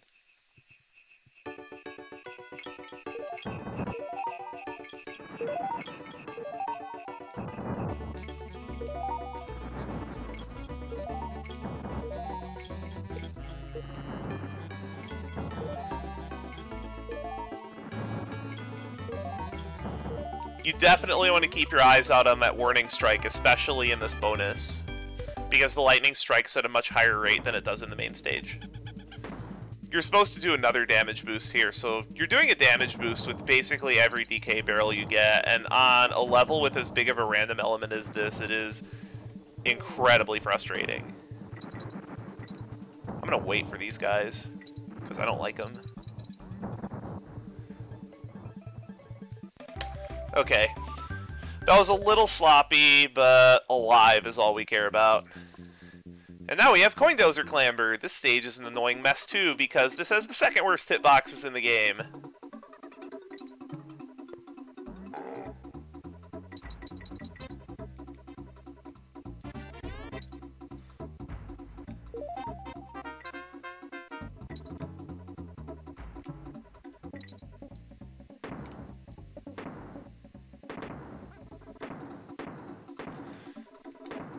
Yeah, Coindozer's hitbox is just really weird. There are certain angles that you can actually fly straight through his shield. if you're hovering as Dixie, and then you can just get shoved into a pit with seemingly nothing you can do about it. You have to be really, really careful about landing squarely on the trash can lids.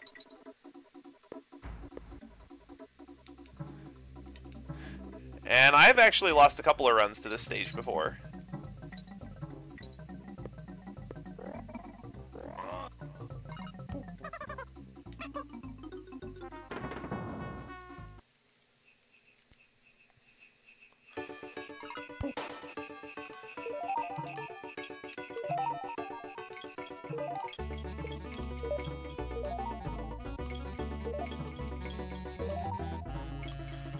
Pretty much every stage in World 7 I've lost runs to.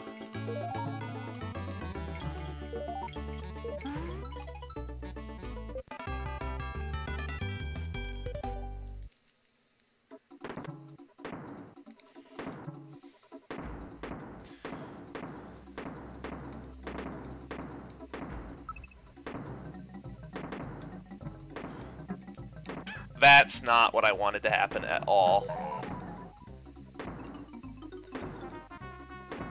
Now I got... Oh, I don't have to. Cool.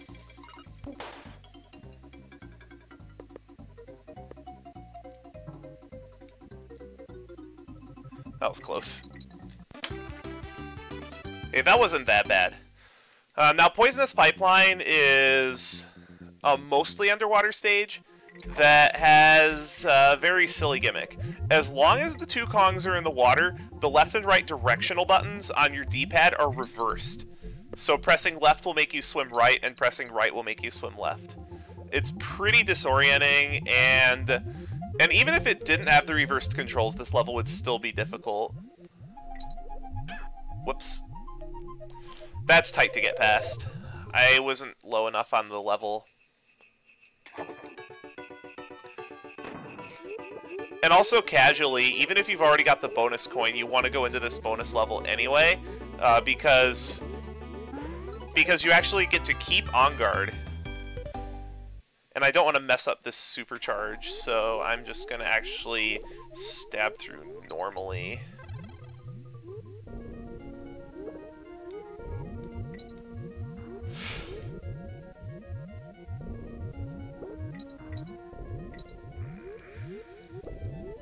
Alright. Played it a little safe there.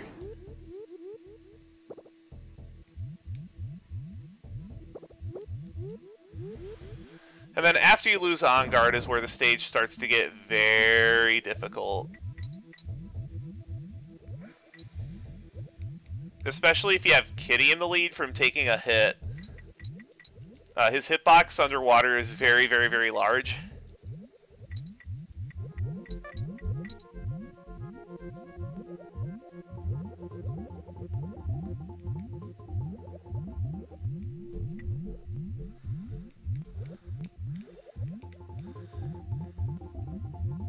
Okay, that wasn't too bad.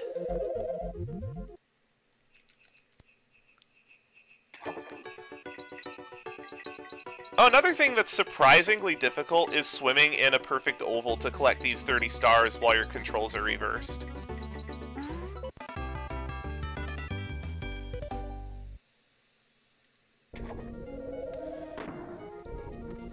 Another very weird thing about this stage is as soon as you jump out of the water, your controls are normalized again. So jumping out of the water is a lot harder than it looks. Alright, time for K Rule 1. This is the final boss at any percent.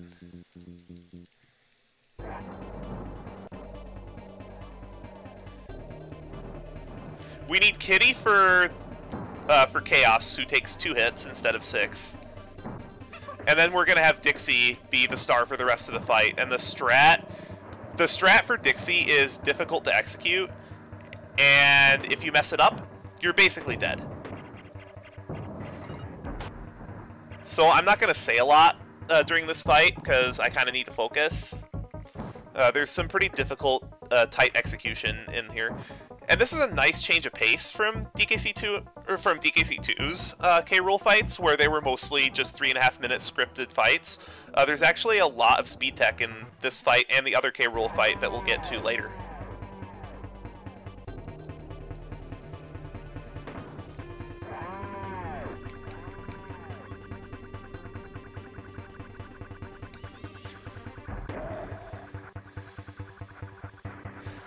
K. Rool 1 takes 9 hits to kill. I dropped the barrel too late.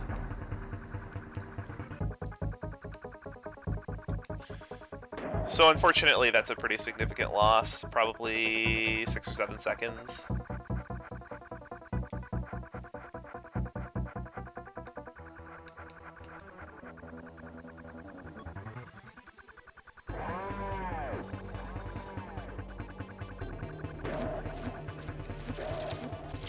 Be quick enough. Thank you.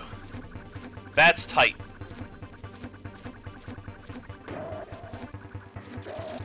Then we have another tight jump coming up here.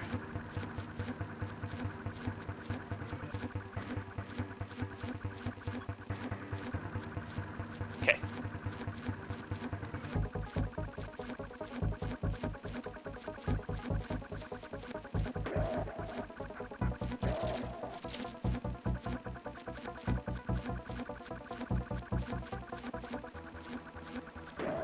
You're supposed to catch K. Rool on the wind-up there, but I was playing it safe.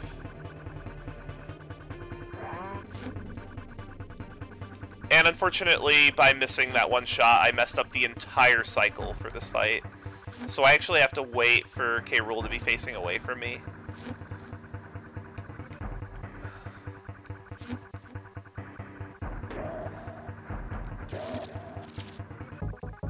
So unfortunately, I kind of messed up the fight. This is gonna be a bad fight.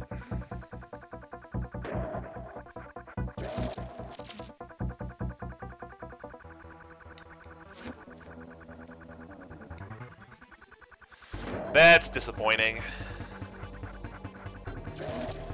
Pretty bad fight.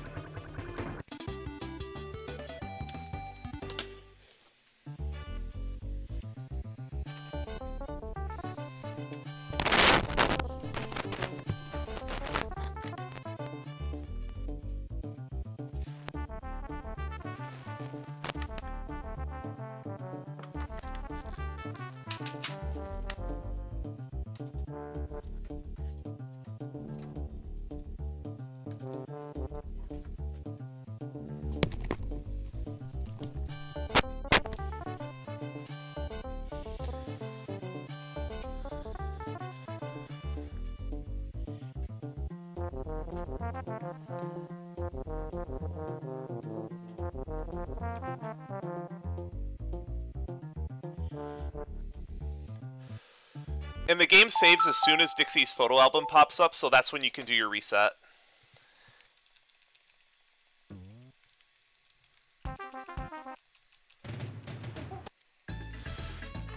And now coming up is the Lost World of Krematoa, probably the hardest sequence of levels in the entire trilogy. All 5 of these levels are very, very difficult, and as such, I want no donations read during the entirety of Krematoa.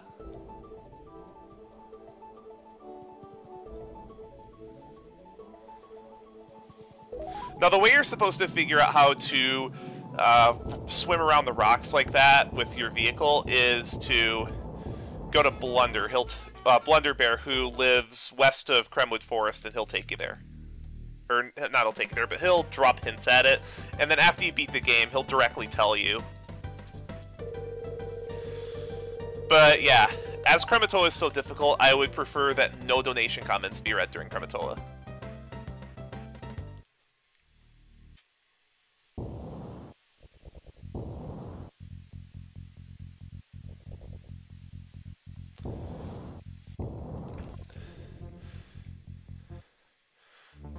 And this stage has 3 of the most frustrating bonus levels in the game. They're all 15 bananas, and they're all difficult.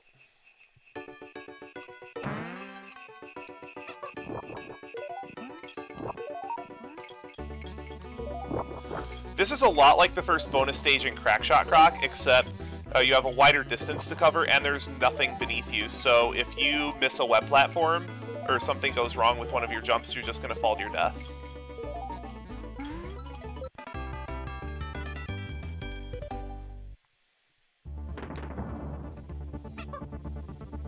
Whoops.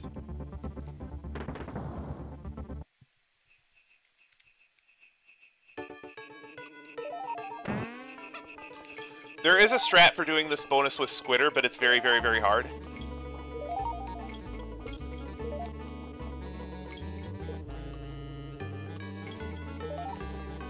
It saves, I think, 5 to 7 seconds on average, but it's really, really hard. And you have to start the bonus over if you make a mistake. So I am, as of yet, not comfortable doing it in the marathon, but if I practice it enough, I might do it come July.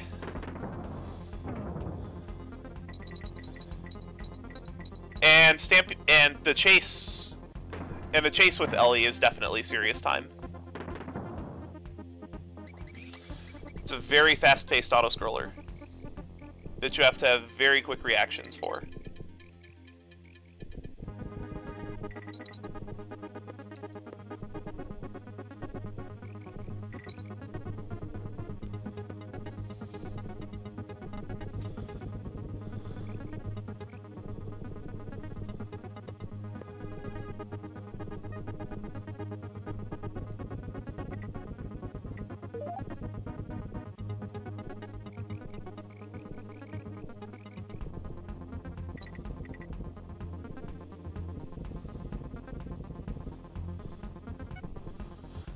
Not over yet. There's this. Yes, parry turns into a bonus.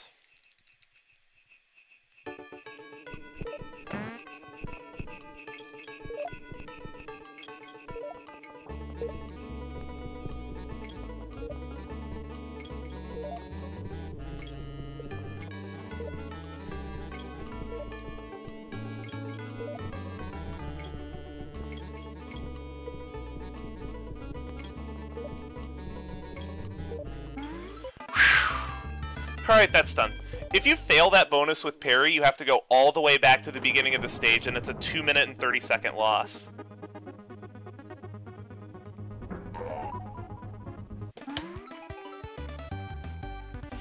Now this next stage, Crisscross Cliffs, has a very, very, very hard strat that is definitely not marathon safe. I might show it off at the marathon if I get a little bit more comfortable with it. Like, I might show a version of it where there's less risk involved, but it involves team throwing around some red bees where you only have a handful of pixels of room. This is called Sister Abuse Strats.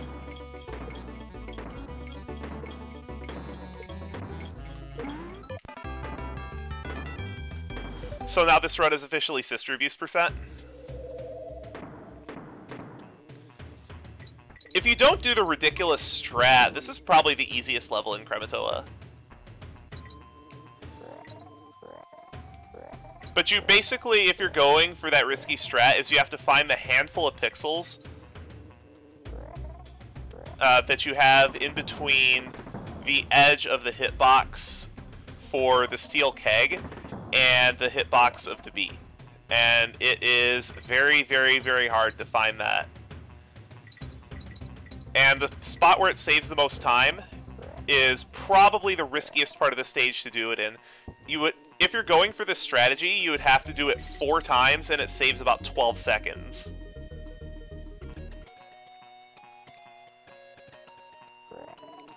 And it's incredibly hard.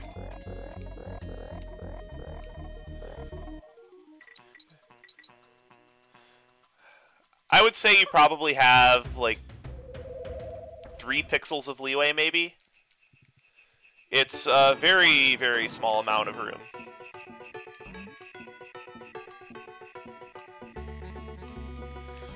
And the main reason why you don't want to fail that is because of this bonus stage. If you lose Kitty, then you have to do a very, very slow backup in order to get into this bonus stage as Solo Dixie. Also, I had to respawn the actor there that causes the barrels to shoot up the center of the canyon, because for whatever reason, the game forgets to load him after you come out of the bonus stage.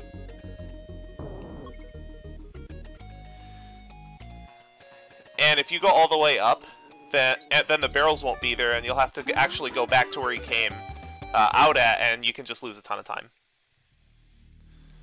Alright, Tyrant Twin Tussle. Very, very, very difficult stage.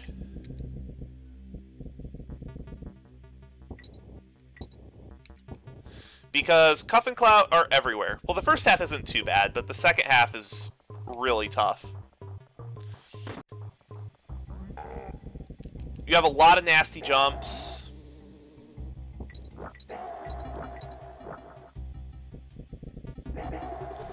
The second bonus is just difficult. It's difficult to get into, and there's a trick that's pretty hard in the bonus itself, and it saves, 4 seconds? Yeah, about 4 seconds is what it saves.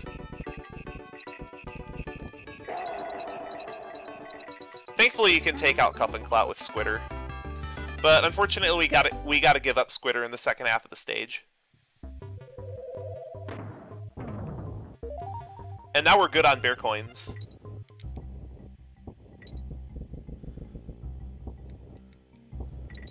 Cool.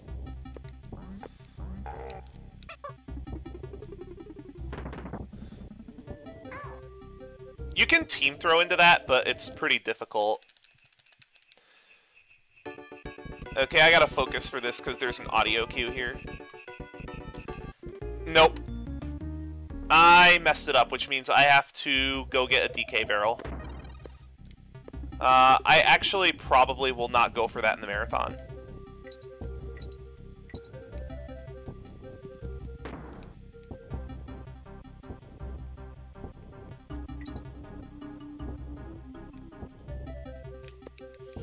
Yeah, I'm pretty sure I'm just going to pass on that strat in the marathon, because that only saves 4 seconds.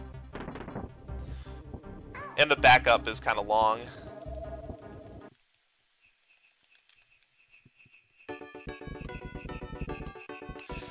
So I'll just do the bonus the way the game intends.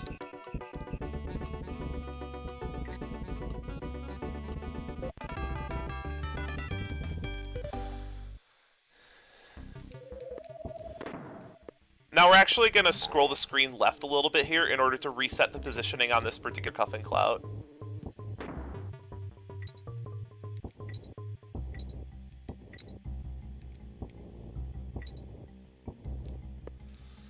So that's kind of unfortunate.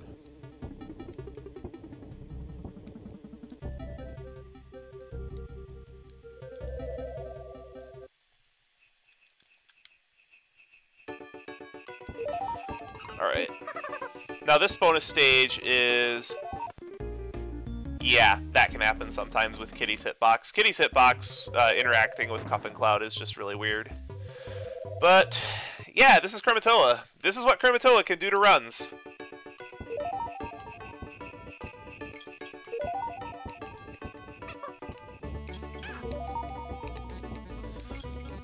Krematoa can take a good run and say, that's not happening. Because that's Krematoa.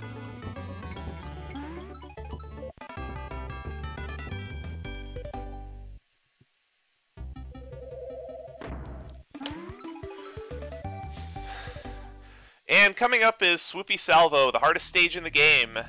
I'm definitely going to want serious time for the first half of the stage.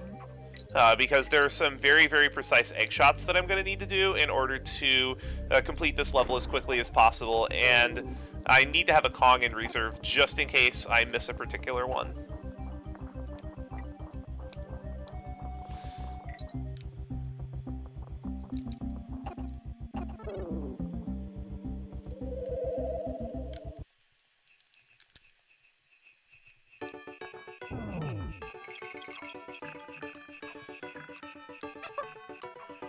Whoops. That's not what I intended to do, but it works.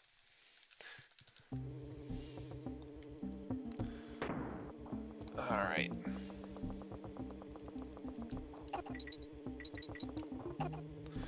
And I definitely want quiet for this.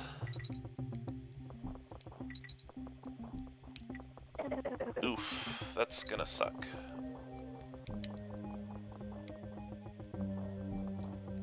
Cool.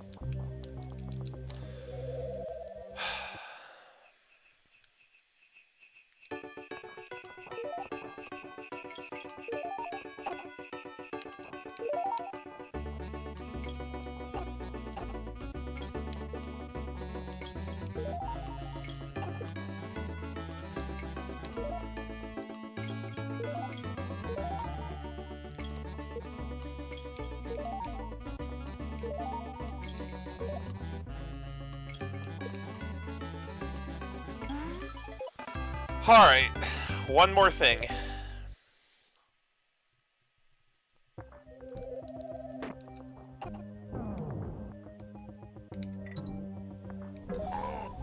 Alright, that's done. Well, the level's not over yet, and it's still not an easy level. It's just easier now that that first half is done. That first half is so brutal.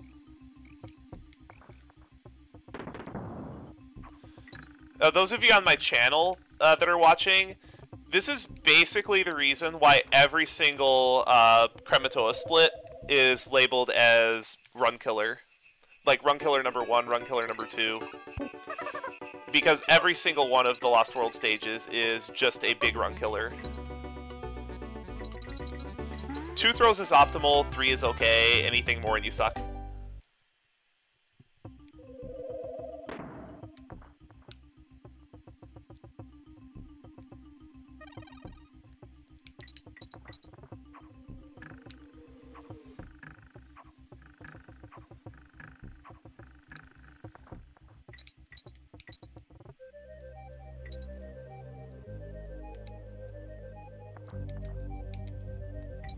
Okay, that was clean. That jump is annoying. Alright. Now you probably have time to read one donation during this cutscene before we get to Rocket Rush. You've got to be kidding me. I forgot to get the DK coin in this stage.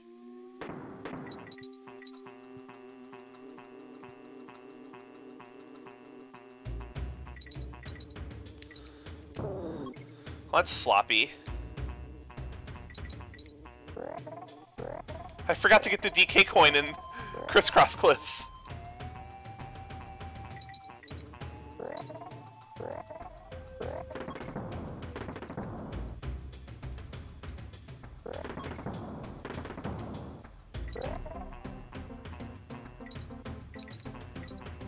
Sorry.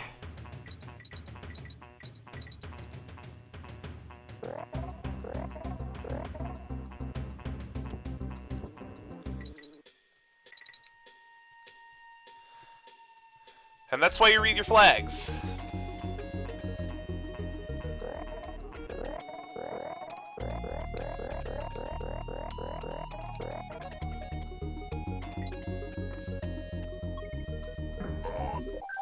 Sorry about that, guys. I was wondering why my Crisscross Cliffs flag looked a little bare.